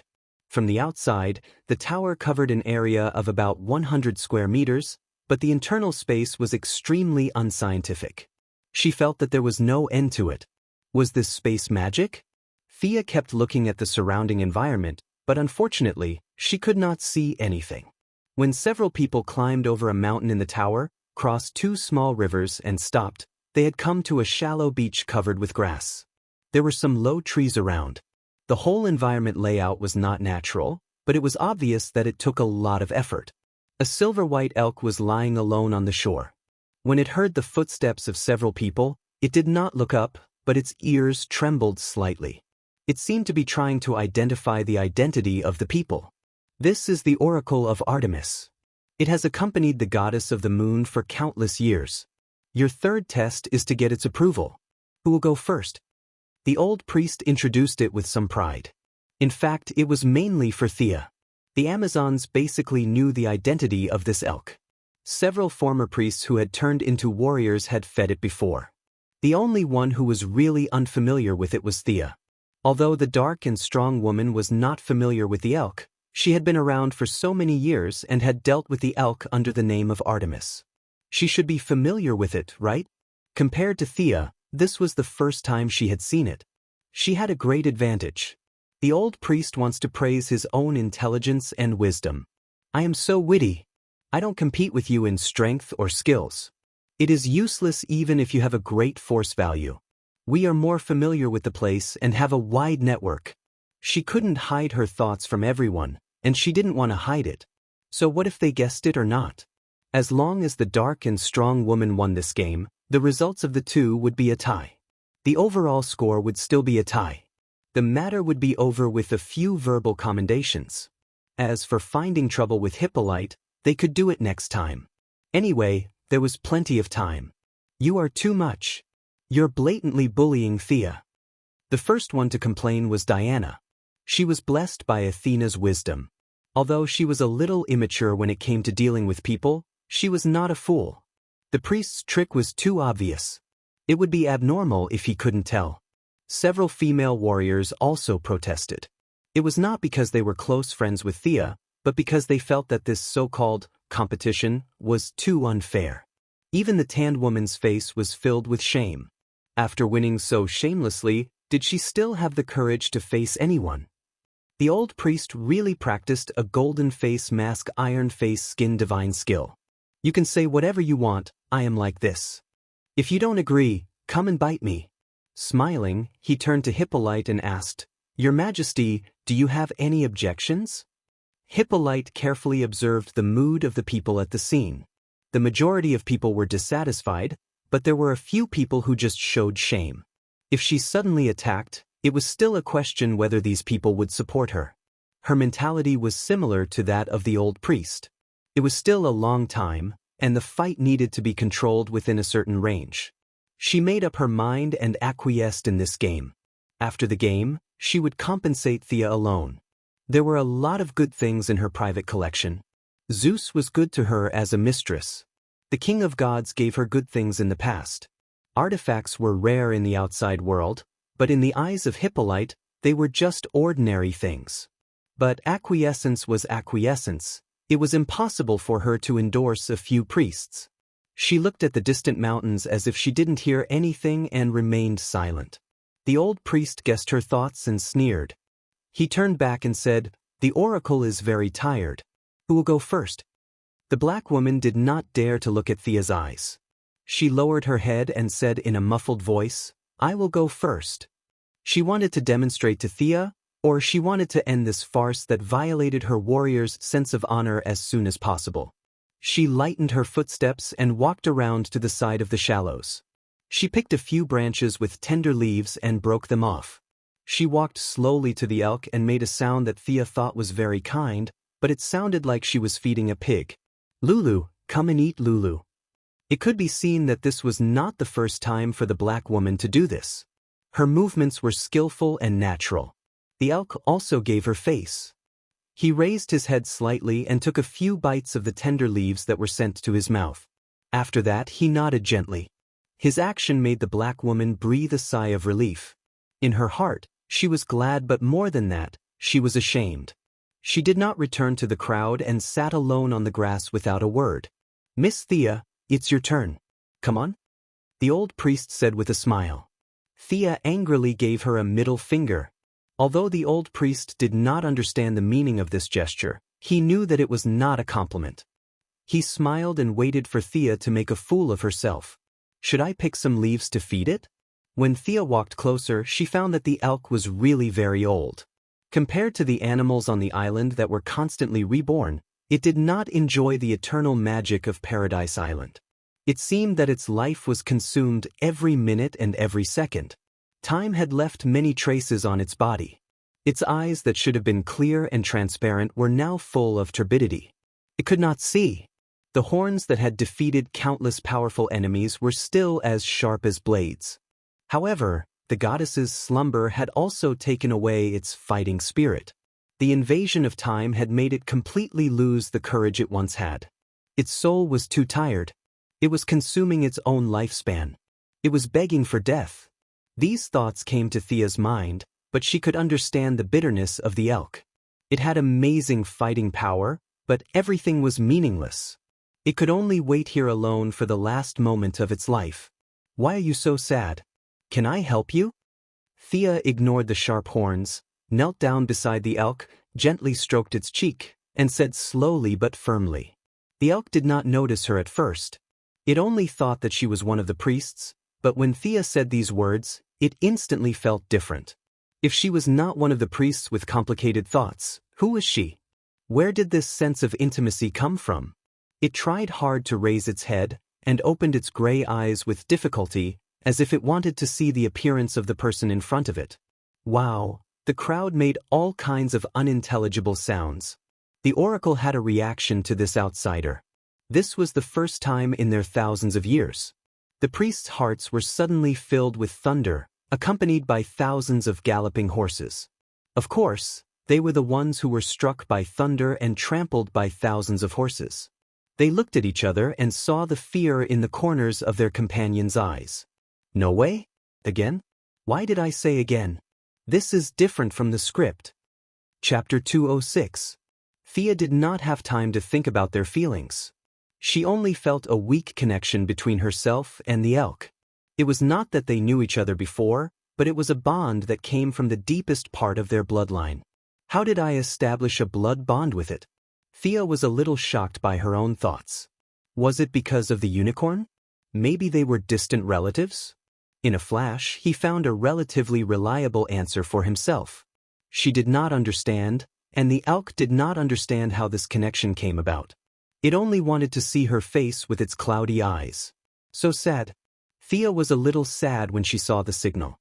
She made up her mind and hugged the elk's head with both hands and put her forehead on it.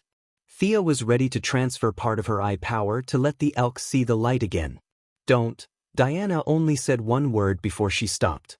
She did not know whether she should stop or agree. She was so anxious that her little face turned red. What is she doing? Antiope saw the mysterious light flashing between Sia and the elk. Something she couldn't understand was floating around, which made her very puzzled. Seeing Diana's anxious shout, she asked in a low voice, "What's the matter?" Diana hesitated for a long time before she whispered, "She is transferring her divine power. She is also a child of God?"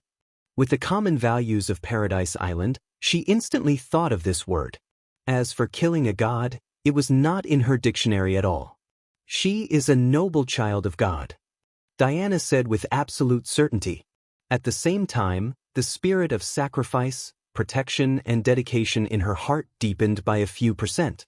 In fact, Thea was not as noble as she thought. She could help others when they were in trouble, but she was not willing to sacrifice herself to help others. Horus was known for his good eyesight. His eye power was almost endless. It was not an exaggeration to say that he could go up to heaven or down to hell. Now, although he only had one eye and did not have a body, the transfer of his eye power would only make Thea's eyes sore for a few days. It would not have a big impact. In addition, the elk itself also had divinity. It was just that its desire to die was too strong previously, so it did not heal its eyes immediately when it was damaged. Now that Sia's eye power had overflowed and its own self-healing ability, the white mist in its eyes dissipated at a visible rate. The elk saw Thea as soon as it regained its vision. It intimately rubbed its face against hers. Thea had used too much eye power at this time, and her eyes began to ache. She rubbed the corner of her eyes, and a few drops of tears flowed down her cheeks. When this scene fell into the eyes of Diana and other inexperienced young girls, it was like a man and a deer crying with joy after seeing the light again, causing the eyes of several female warriors to turn red. Sia was about to turn back and greet the bad priests. "Look, this young lady has passed, right? Let's see what you have to say." Suddenly, she felt the elk send her a "come, follow me" signal.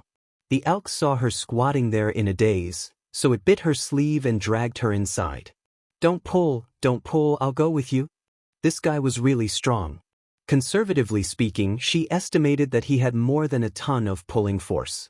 He almost pulled Sia down. What was it doing?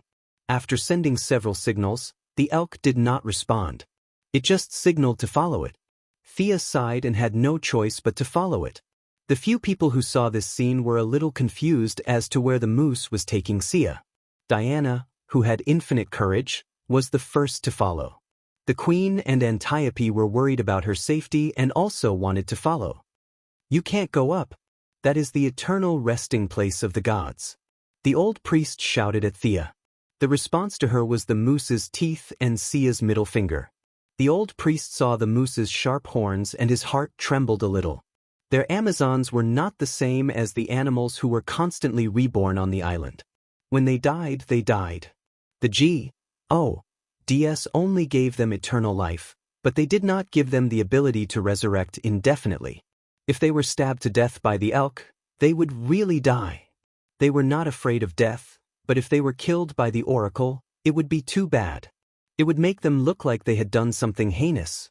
At first, they just wanted to take back part of the right to speak. It was far from blasphemy. Hippolyte, as the god king's mistress, was careful to play the game. They did not dare to do anything that crossed the line.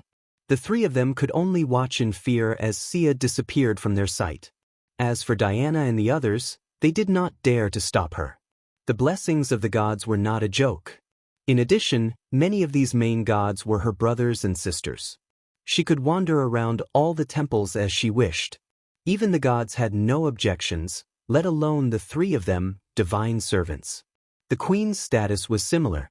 She didn't even look at the three priests and walked over calmly. Antiope didn't say anything. She just pulled out her sword and followed after her sister with a flash of sword light. Seeing that the female warriors also wanted to go inside, the three priests were completely angry. "You can't go in. I have the right to go in. I still have the name of the gods." The black strong woman looked at the three old things seriously. She was very sad when they mentioned the name of the gods. Even the blind could see that Thea had won the competition. It was them who urged her to make trouble. Otherwise, how could she fall to this point now? Without waiting for the three to answer, she waved her hand and walked inside like a black bear. The rest of the female warriors did not have as good a reason as her. They could only stop under the strict gaze of the priests and look from afar. The elk pulled Thea and walked for a short distance. It stopped in front of a cave and looked at the few people who were following behind it. It had the best attitude towards Diana. It rubbed her arm and nodded slightly to the queen. As for the rest of the people, they were all ignored. It lowered its head and drew a deep mark on the ground with its sharp horn, indicating that the others should not follow it. Then it pulled Thea into the cave. The few of them knew very well what it meant.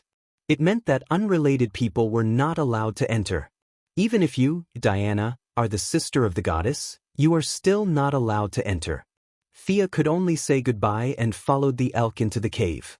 The moment her left foot stepped into the cave, she felt that something was wrong. After experiencing the explosion of the Eye of Arcane Core, she immediately sensed that the surrounding environment had changed dramatically. A huge amount of time flowed around her. No way? Did I wear it again? But soon she realized that she was still in the original 1918 time period. It was just that the space had changed drastically. She was teleported to a very conceptual place. There was no definition of time and space around her. There was only silence and eternity. Hello, young time traveler, I am Artemis. Just as Thea was looking around, a vague figure of a human figure appeared in the open space on her left. The figure was erratic. She could not see the face clearly, as if it could be blown away by a gust of wind. Chapter 207. Oh my God. Wasn't this guy dead? How could he appear in front of others? Could the space be? The humanoid shadow seemed to have guessed her doubts and continued. You are now in a high-latitude bit wall that must rely on the original space-time. What you see is a shadow of me projected from the past. Since the shadow had made it so clear, Thea naturally had to show her respect. She bowed her head and said, Your Majesty. Why did you summon me here? The shadow did not answer her question directly. Instead, it reached out and drew a unique mark, opening a space channel. The old elk came to its side in an instant and rushed into its arms with great attachment. Thea did not interrupt their reunion. Or was this not a reunion? Was this just a short reunion at the angle of time? Her vocabulary was too limited. She really did not know how to describe it. She could only watch silently. Time seemed to pass very quickly. When the shadow of the goddess patted the elk's head and stood up again, Thea quickly focused. She knew it was her turn. The shadow of the goddess nodded slightly. Time traveler, thank you for allowing us to meet again. Thea's head was full of question marks. What did I do? Didn't this elk pull me in? The goddess chose her words carefully, as if she wanted to keep it short. I have fallen into an eternal slumber. There will not be a trace of divine power entering your plane. Now, I am borrowing the vast power of time in your body to pull out a fragment of time from the past. Her words were very strange. What projection? Fragment of time? Thea did not fully understand, but she understood one thing. She was using her power to create this high-dimensional space. There was a hint of displeasure in her expression. The goddess saw her displeasure and chuckled softly. Little girl, are you angry? That's fun. But your power will dissipate when you reach this time and space. I am only keeping a part of it. Don't be angry. Thea could understand this. Her magic power had skyrocketed from 2008 to 2166, and now it had fallen back to 1918. It was as if her credit was good and her assets were increasing slowly as time passed. But suddenly, an accident happened and she received her future salary in advance. She could have paid it back, but unfortunately, she came back to the past and did not pay back her debt. Instead, she was overdrawn. Thea did not dare to imagine what would happen if she left the anti-magic zone. This was also the reason why she did not dare to leave Paradise Island. Time was too scary. Even the God King would not easily touch anything related to time, let alone her. Reverse Lightning was such a smart person, but he ran from the 25th century to the 21st century and lost all of his speed. He had to cultivate from scratch again. What a painful experience. This was a lesson to be learned from his mistakes. After thinking about it, he realized that the other party had taken a part of what he would lose in the first place. Although she had borrowed it without asking for permission, considering that even if women evolved into goddesses, they were still unreasonable creatures, and he couldn't bite her, he could only endure it. Thea lowered her eyes. Okay, you did nothing wrong. Then why did you call me here? The goddess stopped smiling and touched the elk's cheek sadly. It is connected to my life. It has accompanied me for countless years, but in the end, it is time for us to part. The old gods will eventually fall, and the new gods will come back to Earth. My life is irreversible, but it can... Thea could tell that the goddess was really sad. She had changed from I to I. She sympathized with the pitiful elk. Do you need me to do anything? The goddess's facial expression was extremely blurry, but Thea still felt embarrassed for a moment. I still need to borrow your power to cut off the connection between it and me over the long years. I need a large amount of time power to bring my divine power from the past over here. Your sister. You're bullying an honest person to death, aren't you? Thea looked at her suspiciously, waiting for further explanation. Seeing her confusion, the goddess quickly explained. Of course, I won't use it for nothing. After cutting off the connection with me, it will follow you. It has a lot of combat experience and will be of help to you. Also, I can help you retain some of its magic power for about 10 years. Think about it. So that's the case. Thea began to think. This condition was not impossible. Thea could not see the elk's combat power. No matter how she looked at it, it was just an old elk. It could not have eaten the man-man fruit, right? She really did not see how it could help her, but the 10 years of magic power retention was very powerful. It could save her 10 years of time. It seemed to be a much better result than the previous one, which was 100% wasted and even had the possibility of getting money back. Your Majesty, it was an accident that I came to this time and space. Will my bloodline cause me some time trouble after I leave the island? Thea thought about it again and again. This was a serious problem. She did not want to be blown up as soon as she left the island, nor did she want to stay on the island for the rest of her life. It was rare to meet a goddess who seemed to be easy to talk to, so she had to ask clearly. Moreover, if she took away her magic power, time would come to her door to ask for money. If she could not pay it back, it would be a big joke. The goddess seemed to have expected her question and answered proudly, "Divine power can change everything. We respect time, but we are not afraid of time. With your authority in the Master of Time, I will help you to stay within a constant value. Even if you return to your original time and space, you will not lose control, and it will not affect your future development. This part will be your power from now on." The goddess also knows about the Council of the Master of Time. Thea was a little surprised that those weaklings could be known by Artemis, a true god who had been dead for God knows how many years. I only know that they are not as simple as you think. I don't know more than that. It seems that the water is very deep. Thea could not help but be a little moved. Let Rip Hunter and the others worry about the council. Your Majesty, what do you need me to do? I will release the anti-magic enchantment on your body. What you need to do is to transfer all your magic power to me in the shortest time possible. After confirming that she was ready, the goddess pointed at her body. The sudden surge of magic power made the high-dimensional space begin to tremble. Fortunately, this was not the first time. She summoned the unicorn that still did not understand what was going on. The two of them merged again and quickly gathered the sudden surge of magic power. Amazing power. It's hard to imagine that you are immortal. You seem to have a trace of divinity, but it is not the divinity of the Greek gods. The goddess did not expect her magic power to reach this level. Seeing that the space was trembling, she stabilized the surroundings and watched her merge and said thoughtfully. Chapter 208. She touched the ears of the elk beside her. She is a good girl. She will achieve great things in the future. I don't think you will feel wronged if you follow her in the future. The elk whimpered at the goddess. Although it was just a quick glance, it did see the unicorn that was dragged out in a daze. Although it felt that this distant relative looked a little silly, the elk, who was also a divine beast, still recognized Thea from its original friendliness. Thea did not know that the master and servant were talking about her. She thought that the fusion would go smoothly, but she encountered a little trouble. The problem was the little divinity of war that Arthas absorbed. The era of the old gods had come to an end, and the deification of faith had become history. From now on, it was the era of power. Like Jin Chao, who was ranked third in the world and could beat all the other divine kings, he did not have any divinity. He only had incomparable power. Thea was now stuck at the time when the old gods had died and the new gods had not yet been born. Divinity could be said to be a unique characteristic of the gods. It included their personality, beliefs, rules of conduct, and a lot of other things.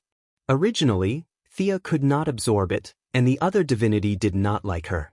However, the unicorn absorbed a little, and this little bit was integrated into Thea's body through the fusion. She also had the eye of Horus, which was of the same origin as the divinity. After the fusion of the two, she unexpectedly also had a trace of divinity. What Thea did not know was that if she absorbed too much divinity, Horus might be resurrected with her body. Fortunately, Horus was not the god of war. Most of the divinity that represented war in his body was taken away by the Dragon Queen.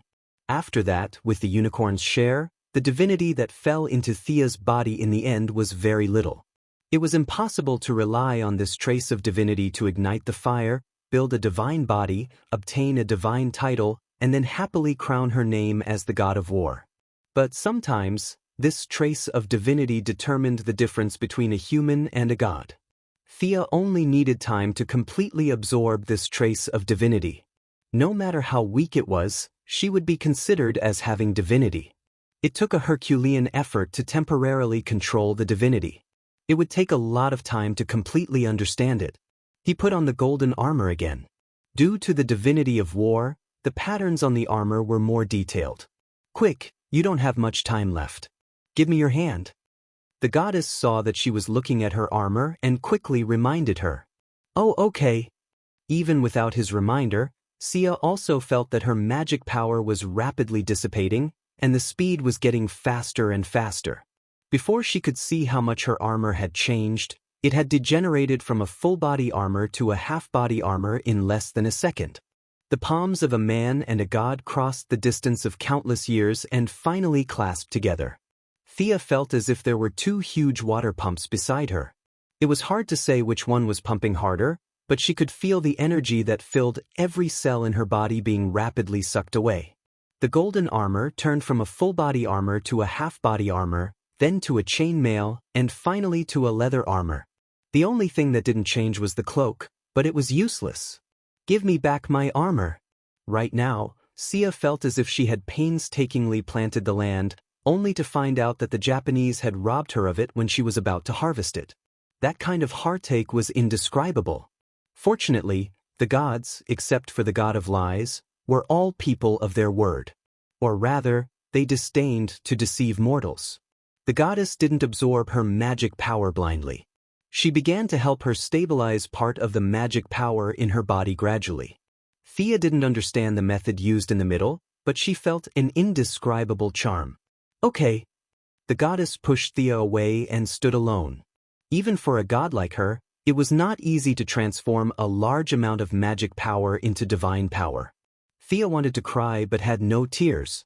Although she was mentally prepared, this kind of loss could not be described without experiencing it firsthand. The elk seemed to be very experienced in comforting people. He walked to her and rubbed his face against her hand. Even you are comforting me? I'm still very strong. Ouch, don't push me. I am a little sad. My magic power is invincible in the world. Thea wanted to brag, but the elk, who had lived for countless years, saw through her disguise and exposed her hypocrisy. The elk and the elk joked for a while, and then Thea began to pay attention to her own situation. The goddess was not lying. Although the original magic power was very strong, it was also very vague and unreal.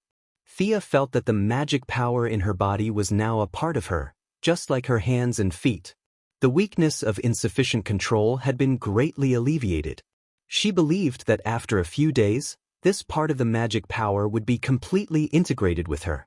After checking herself, She focused on the goddess again.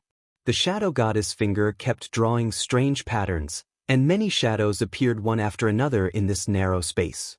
There were young dancers, old huntresses, and female lords sitting on chariots. There were all kinds of shadows. It could be seen that this kind of summoning across time and space was also a great burden on the goddess. She did not waste any time. All the shadows seemed to have received a signal and quickly rushed to her. Finally, they merged into a huntress in a green robe and carrying a silver longbow on her back. Thea was far away from the elk. She knew that the next step was to tamper with the elk's timeline. She was now completely afraid of time. The goddess method was not strange. She used her divine power to summon herself in different time periods, and with the help of Thea's power of time, they each projected a part of their power and merged into the current form. Although Thea was now a little stronger than Newbie, her previous height would not disappear. She had also fought battles from a commanding position. Her intuition told her that the current goddess was stronger than Horus when he first descended. As for how much stronger she was, it was hard to tell. Thea touched her chin. I don't mind if you carry a bow on your back, but why are you wearing a green robe? This image reminded Thea of Olivier on Purgatory Island. Could it be that the green arrow could not be killed? Was he her true believer? Suddenly, Thea saw the goddess pull the bow and arrow and aimed at the elk. A huge vortex appeared behind her. This time, the space shook more violently than before when Thea exploded. Some of the ground had cracked, and the whole space was distorted violently. Oh my God! What did I see? Thea knew that her previous judgment was wrong. She still underestimated the difficulty of cutting off the timeline. The shadow of the goddess was just a catalyst. She was attracting the main body to come here. As the vortex expanded, Thea took a few steps out. She had no choice. She had felt a huge energy fluctuation on the other side of the vortex. This was probably the main body of Artemis, the strongest attack across time and space in her heyday. Chapter 209.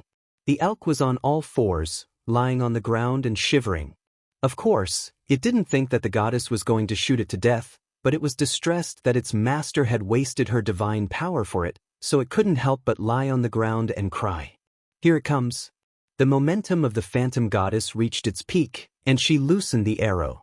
At the same time, there was a crisp sound of a bowstring in the whirlpool behind her. Faster than lightning, faster than light, and even faster than the concept of speed itself, an arrow flew out of the whirlpool and instantly pierced in front of the elk, while the arrow of the phantom goddess fell behind it. Two low sounds sounded in Thea's heart. This was not the transmission of sound, but some kind of conceptual resonance. The elk's past and future were cut off. A shadow that was exactly the same as the elk on the ground quickly ran out of the whirlpool, and the two quickly merged and could no longer be distinguished. The phantom goddess closed the whirlpool, and her green robe and bow disappeared again as if they had never existed. She gently stroked the side of the elk's face. Child, you are free. Go and live a new life. The elk walked to Thea's side, and the goddess pointed at their foreheads. In the future, it will accompany you until the end of your life. It will accompany you back to your original time and space. You must treat it well. Thea, who was going to ask how to go home, quickly seized the topic. Your Majesty, can you let me go back to my original time and space? Or let me contact the spaceship that I was on before? The goddess was silent for a long time, as if she was searching for something. Finally, she shook her head in Thea's expectant eyes. Sorry, I didn't find any trace of them. Although my divine power is not enough to search too far into the future, I feel that they are not in the same timeline as you. Before Sia showed a desperate expression, he continued, However, after you go out, you can take my bow and arrow. In the quiver that Father God made for me, there is a divine arrow blessed by Father God's divine power. When this arrow absorbs enough divine power, it can help you open the time channel. With your authority in the Time Council, you should be able to find your original time point smoothly. What did she mean, her bow and arrow? She didn't want to borrow it, did she? Thea asked cautiously and uncertainly, What do you mean by bow and arrow? Hee, little girl, you don't have to test me. It's just as you think. I've already fallen, so I don't need a bow anymore. Your hunting and philosophy are very much in line with my teachings. But next time, don't mention my name when you're eating wild boars. The goddess' face could not be seen clearly, but after saving the elk, her tone had become much more relaxed. Ah! Thea covered her mouth. Did he hear her nonsense when she was eating the wild boar? These deities have too much time on their hands. You're already a corpse, yet they're still in the mood for leisure. Thea smiled awkwardly as she hurriedly apologized to her goddess. What child's words were, what inexperience? No matter if she was right or wrong, she should at least express her attitude. The goddess nodded and seemed to accept her explanation. Her tone became serious. Where did the divinity in your body come from? If I'm not mistaken, this is an Egyptian temple? Judging from the divinity, it contains waves of unwillingness. Could it be that a mortal like you can actually kill a god? Thea did not know how to answer, but she remembered the books she read from Diana over the past few days. It seemed that the Greek and Egyptian deities were mortal enemies. Seeing that the goddess was still waiting for her answer, Thea made up her mind and nodded. It's Horus. The goddess was silent for a few seconds. Suddenly, her tone became high-pitched. Amazing! It's hard to believe that you can do such a feat as a mortal. I have to reward you. Thea laughed in her heart. She had made the right bet. There was indeed a grudge between them. This could be considered as a proof of his allegiance. We're definitely on the same side. She could almost see all kinds of divine equipment falling into her bag. One of the 18 types of weapons. She might not be able to defeat Darkseid, but General Zod should not be a problem. Awesome. Just as Thea was wondering if she would wake up from her dream, the goddess' sigh made her heart skip a beat. It's a pity that I'm all alone now. I have nothing to reward you with, but I still have some of your magic left. What's the meaning of this? Now that the divine equipment is gone, you want to use my original items to send me away? Thea could not tell what she was feeling at the moment. She only felt that the goddess was a god. She was too stingy, but it was better than nothing. Just as she was about to nod, the goddess spoke again. I've converted all of this magic into divine power. You can't use it even if I give it back to you. What should I do? Sia's mood was in a mess because of her, sometimes high and sometimes low. She could tell that the goddess was not teasing her. She was indeed shy and could not take out anything. Seeing the goddess thinking hard, Sia did not dare to urge her. She could only stand straight and wait.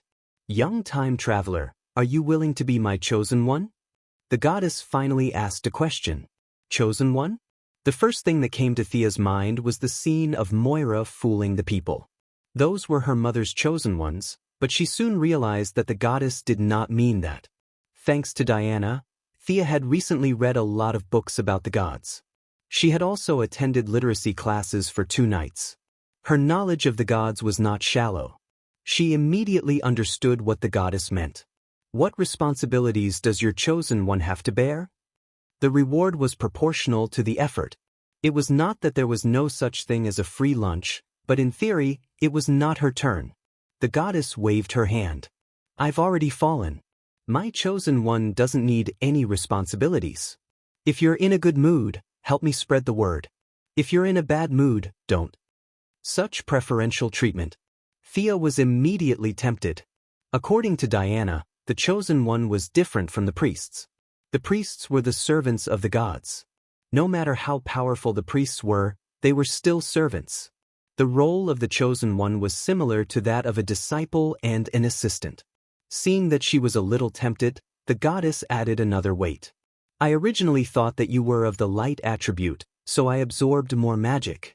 I didn't expect that you also have the dark attribute, and a lot of it. If you become my chosen one, you will be able to master countless spells under the moonlight, and the power will be increased by 30%. I'm willing to be your chosen one. Thea immediately knelt down on one knee. It was too embarrassing to have magic but not the corresponding spells. Since there was no responsibility or obligation, why not get a lot of free knowledge? You stand up first. The goddess was a little embarrassed. She pulled Thea up again. In her puzzled eyes, the goddess asked very seriously, Time traveler, Tell me your name. Thea's mouth twitched a little. Are you kidding me? We've been talking here for a long time, and you don't even know my name. This goddess looked very serious, but in fact, she was a little funny. After thinking about it again, she could not blame her. Horus, who was stabbed to death by her, probably did not know her name until he died. Chapter 210. This group of gods, whether it was Greek or Egyptian, had this problem. They looked down on mortals. Perhaps it was because their level of life was too high, and they were too lazy to remember the short lifespan of human beings.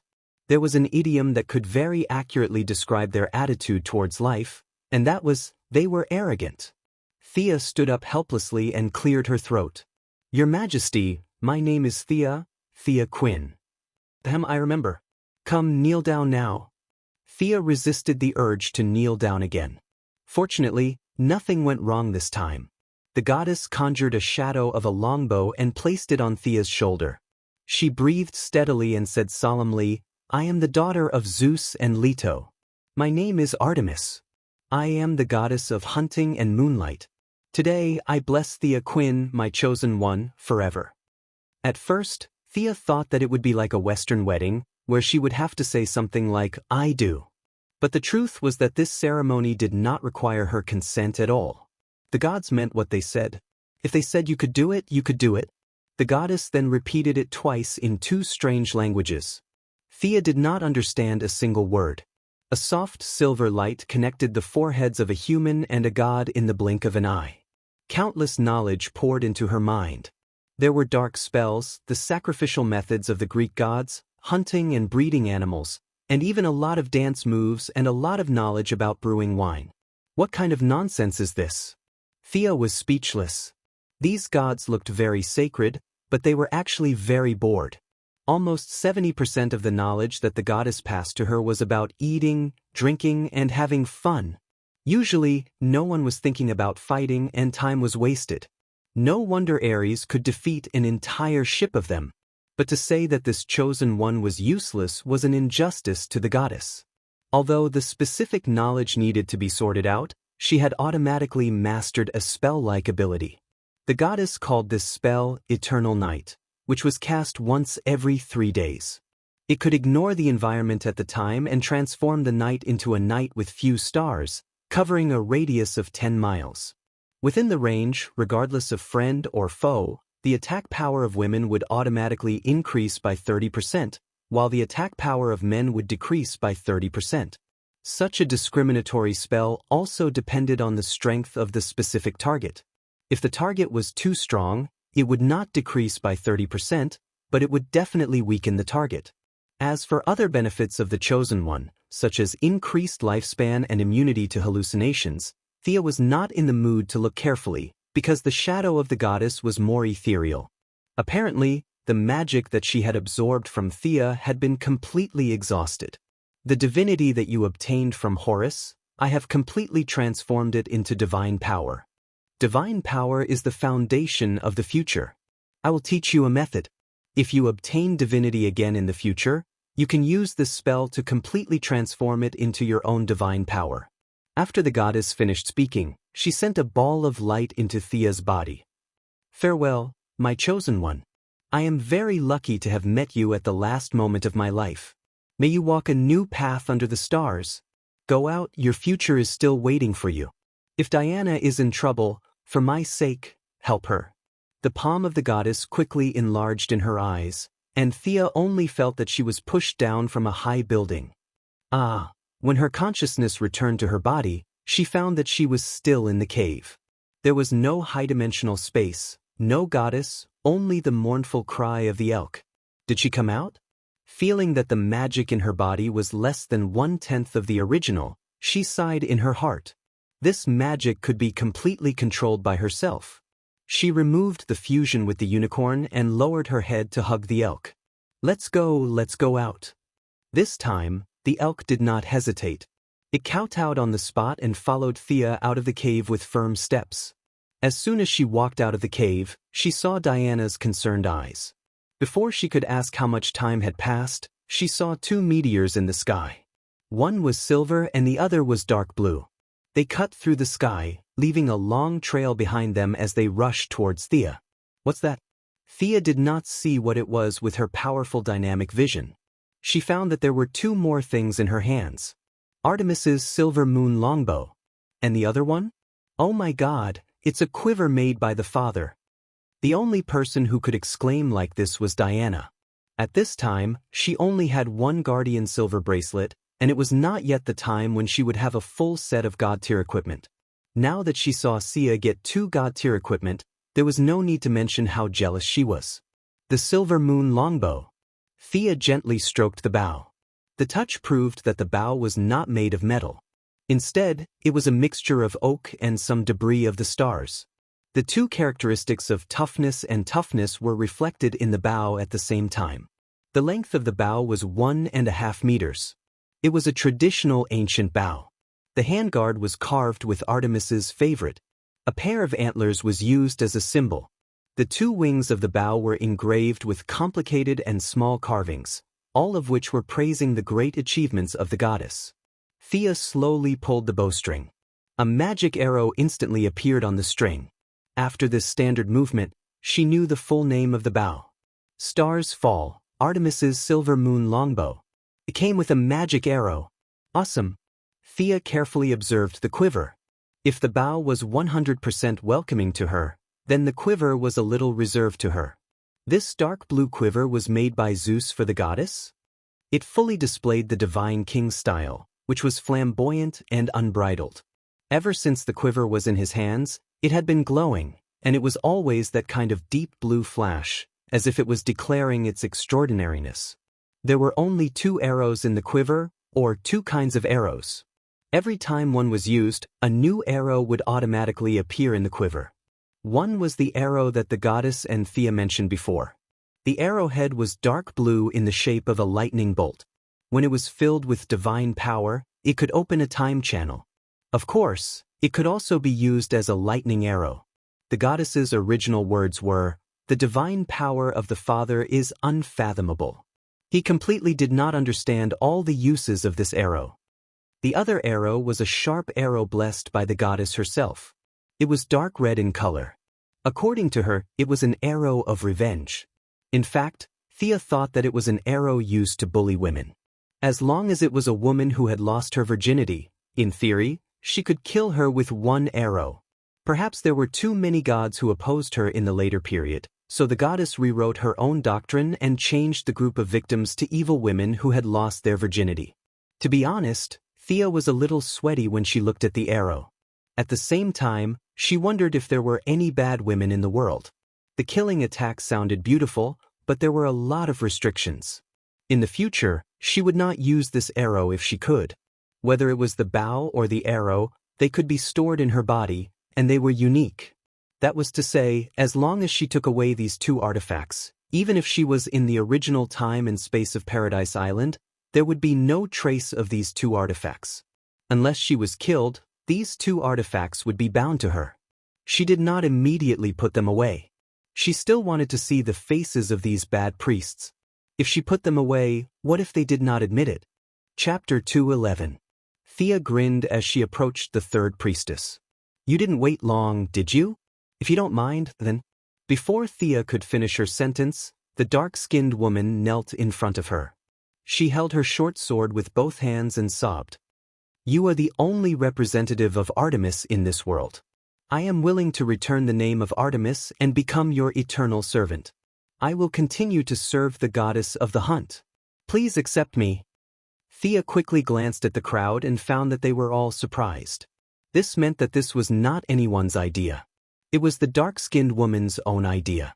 She had to admit that she was quick-witted. She gave up the name of Artemis and became a servant. At least her reputation was preserved.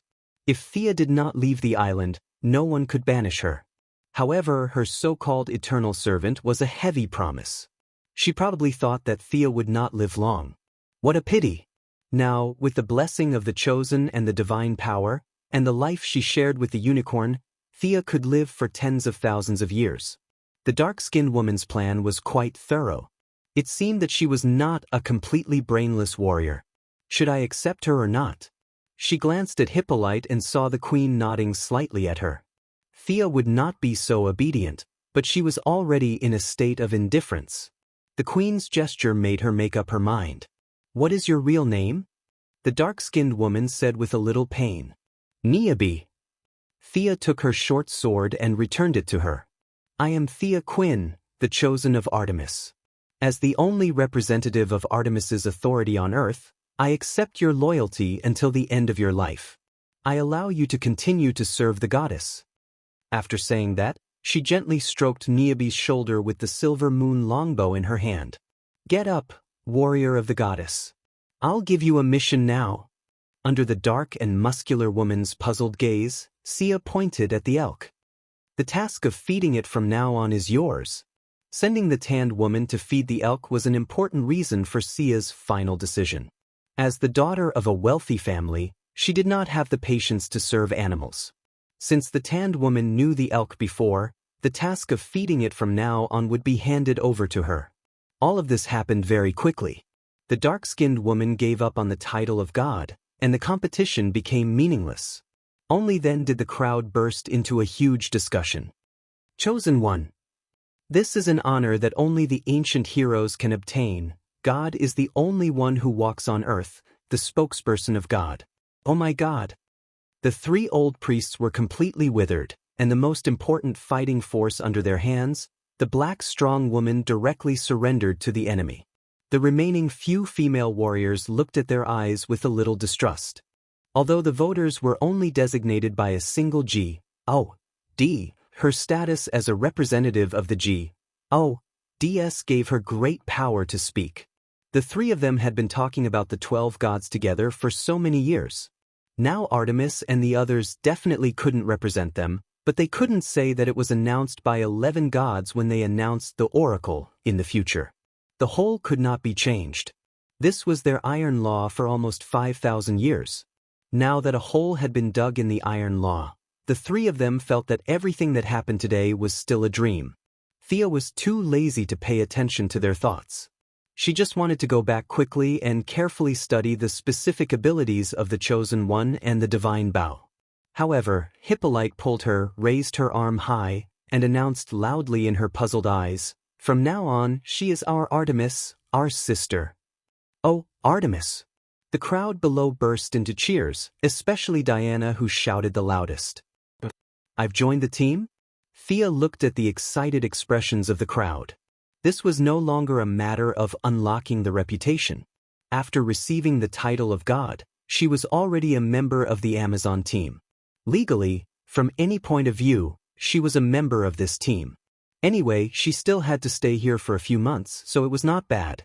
Thea calmly accepted the praise of everyone, including the old priests, who came forward and said a few words of congratulations against their will. Hippolyte ignored the priests who had ugly expressions. "Diana, you take Artemis to change clothes. The rest of you, come with me to prepare the ceremony to welcome the new sister." "Thea, oh no, Artemis, let's go. The ceremony will be ready quickly." Diana dragged Thea and ran. Elk saw it and quickly followed. The black strong woman sighed and followed behind. "Diana, just call me Thea?" Before she could finish her words, she was interrupted sharply. "No. You must maintain respect for the gods." Elk blabbered a lot. Thea was a little speechless. "You don't have to be so respectful to the gods. In her opinion, the goddess is just a little bit better than a clown. You admire her so much, but she doesn't care about you at all. Although you are half-sisters, the goddess only mentioned Diana at the end. I'm afraid that 10,000 Dianas added together are not as important as her dear." Thea was a little speechless. The so-called blessings of the gods were most likely forced by Zeus because he loved his daughter. Thea felt that her time was tight and her task was heavy. She had to correct her life principles and establish a healthy outlook on the gods.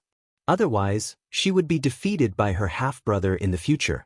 The three people and a deer left the tower and began to speed up. Thea now had one god's blessing. Although it was far inferior to Diana's 6 gods' blessings, the anti-magic restriction on her body had been lifted. She still had more than 10 years of magic power in her body and a trace of divine power transformed from divinity. She was now more powerful than Diana, whose divine power was suppressed by 90%. Elks were animals that were good at running. The black strong woman ran around the island every day, so she was not slow either. In less than 15 minutes, they returned to their residence. Diana took out a set of Amazon armor and asked Thea to change into it. There was nothing to say. For the coordination of the organization, they had to wear the same uniform. Thea had to change into it if she wanted to join them. "Can't I wear underwear?" Thea asked Diana when she knew that she had to wear the half-body armor without any clothes. Diana hesitated and let her try it on. She quickly found the problem and shook her head.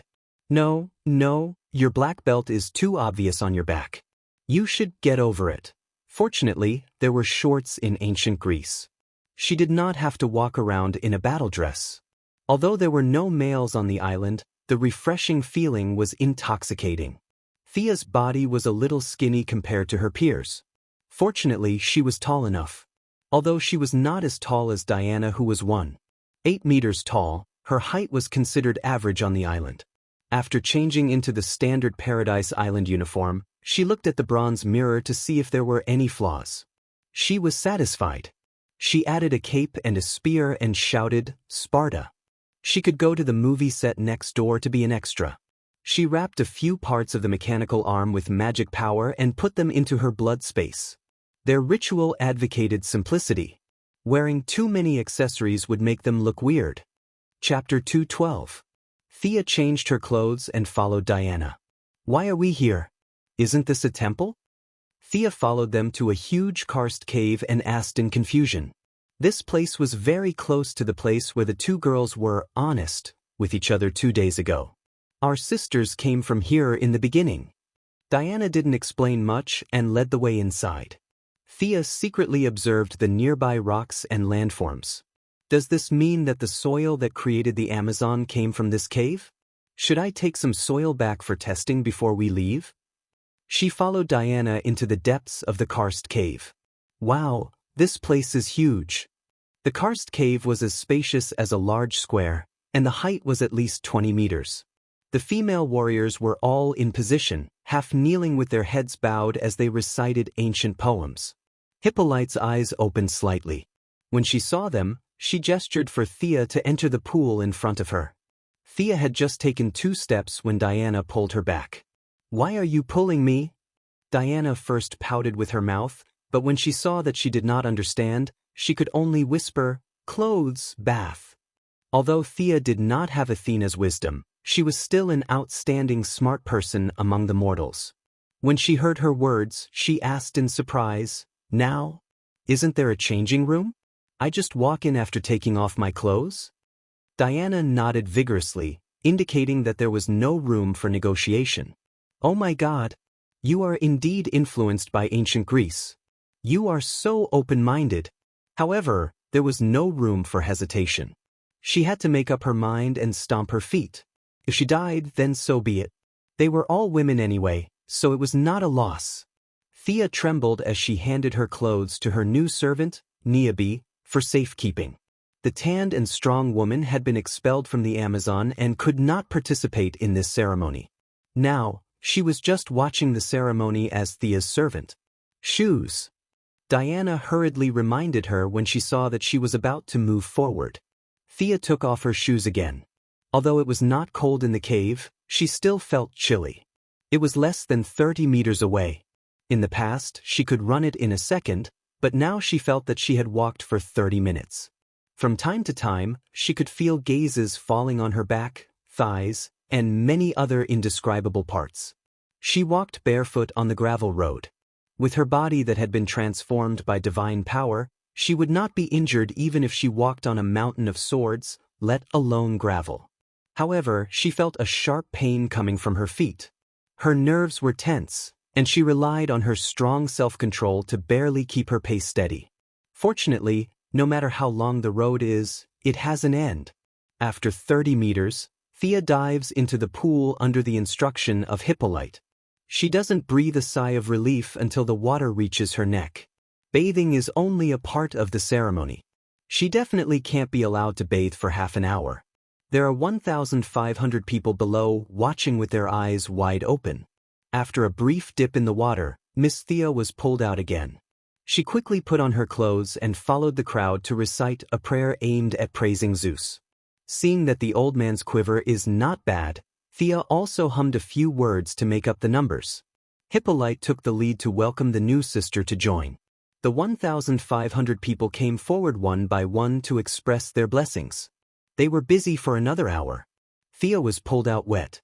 Now her hair is dry. Seeing the crowd gradually disperse, she breathed a sigh of relief. It's finally over. Diana, take Artemis to the temple to leave an image. The queen's order made Thea's heart skip a beat. There's more.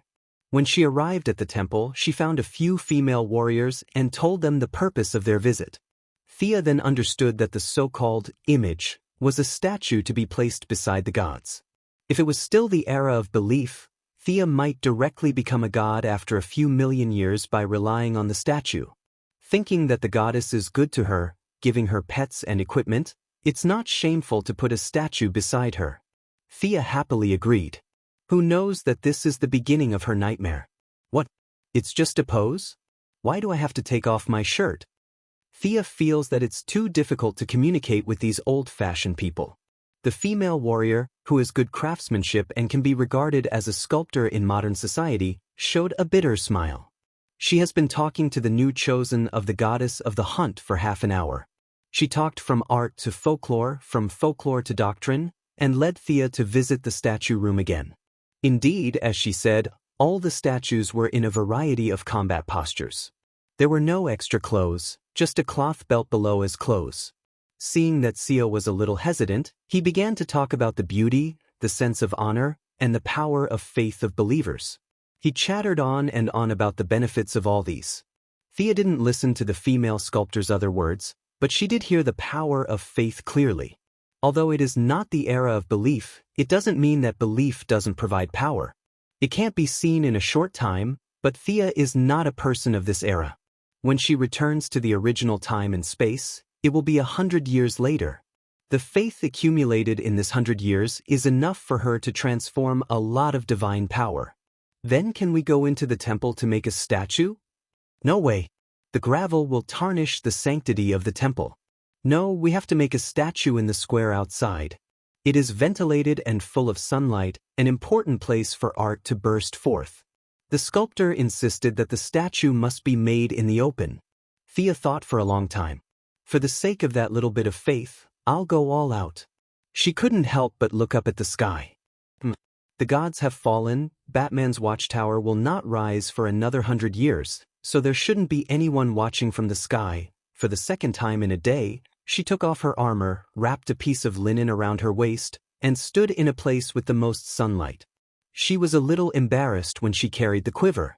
The quiver was slanted, and the belt just happened to pass through the indescribable thing on Thea's chest, making her a little breathless. Why is this thing so tight? She adjusted it a few more times and put it in a barely suitable position. She raised the longbow, and although her chest was pounding, she had to pretend to be careless and fearless. Hold on to this position. I'll be done in a minute. The sculptor corrected her a few more small movements, and then he began to work with the hammer and axe. Thea maintained this position for 3 hours, but she didn't look like she was going to be done soon.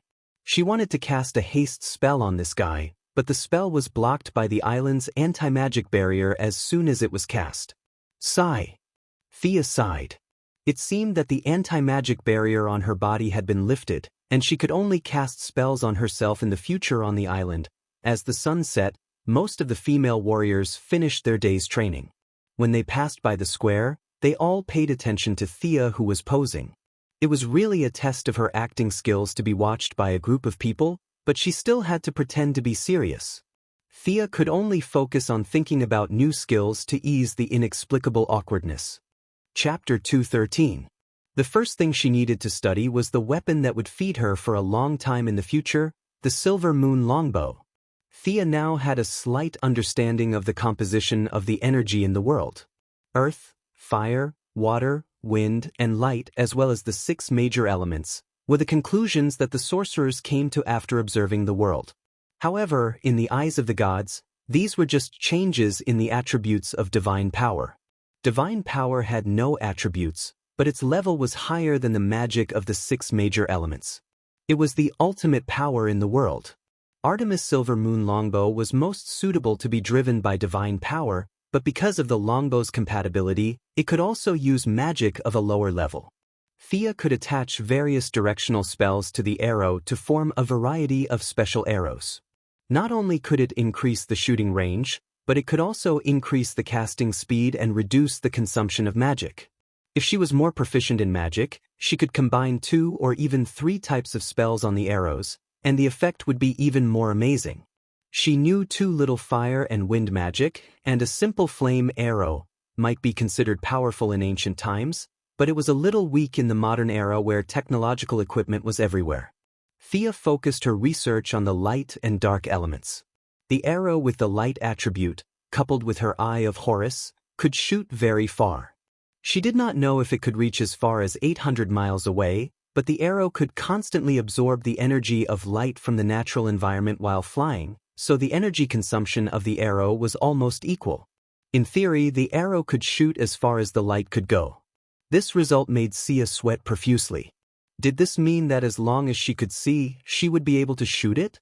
The problem was that her divine power limited the Eye of Horus, and she could not see that far.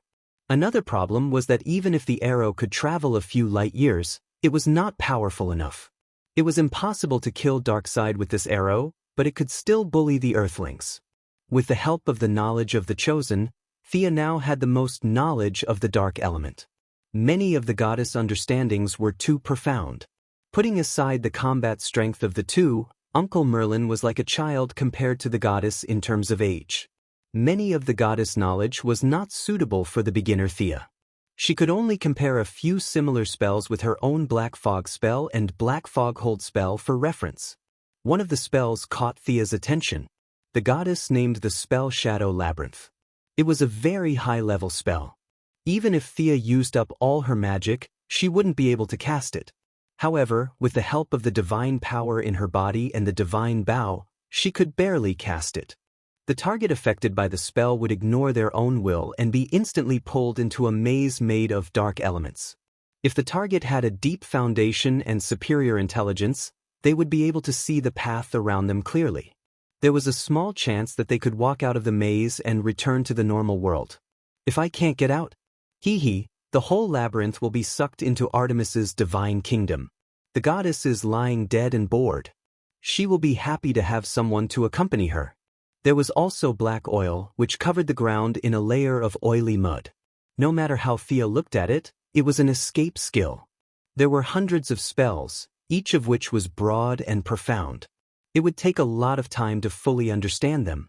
After Thea stood in the sun without drinking water for 6 hours, the sculptor finally said that she could leave. The preliminary work was completed, and she only needed to deal with the rest. Thea didn't need to suffer anymore.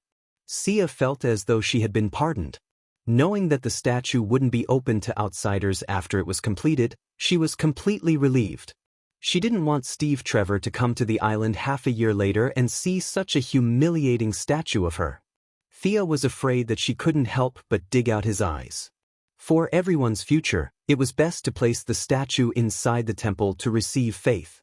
With Diana, who had been accompanying her, the two walked around the temple but couldn't find the 3 bad priestesses. She wanted to slap them in the face, but the Eye of Horus they hid couldn't find them. Thea could only give up on revenge and find a place to practice with Diana. Thea had a great time in the following days. Although she despised it, the goddess did have a lot of cooking experience in her knowledge. In order to not let her hunter believers starve to death in the jungle, the goddess painstakingly studied a lot of recipes and summed up a set of easy-to-learn survival guides in the wild. With this guide, Sia finally got rid of the miserable situation of eating batter with the female warriors. The tanned, strong woman, who was forced to submit to her because of the situation, came to eat with her every day. The relationship between the two was greatly improved, and Sia could feel that her loyalty had improved a lot. As for Diana, the original obedient girl, she was also completely taken away from the collective life. The three of them and the elk often hid in a corner and gorged themselves on food. This elk really ate everything except its own kind, so it was relatively easy to raise. The three of them naturally competed in their spare time. There was no other leisure activity on the island. Thea could leave the island at this time, but she couldn't think of where to get the divine power. Once when she was fighting with Diana, she inserted an arrow and tried to absorb some of the dissipating divine power, but the result was a little disappointing. She didn't know if it was because of the anti-magic field, but the divine power she absorbed was very little. Although the divine power of other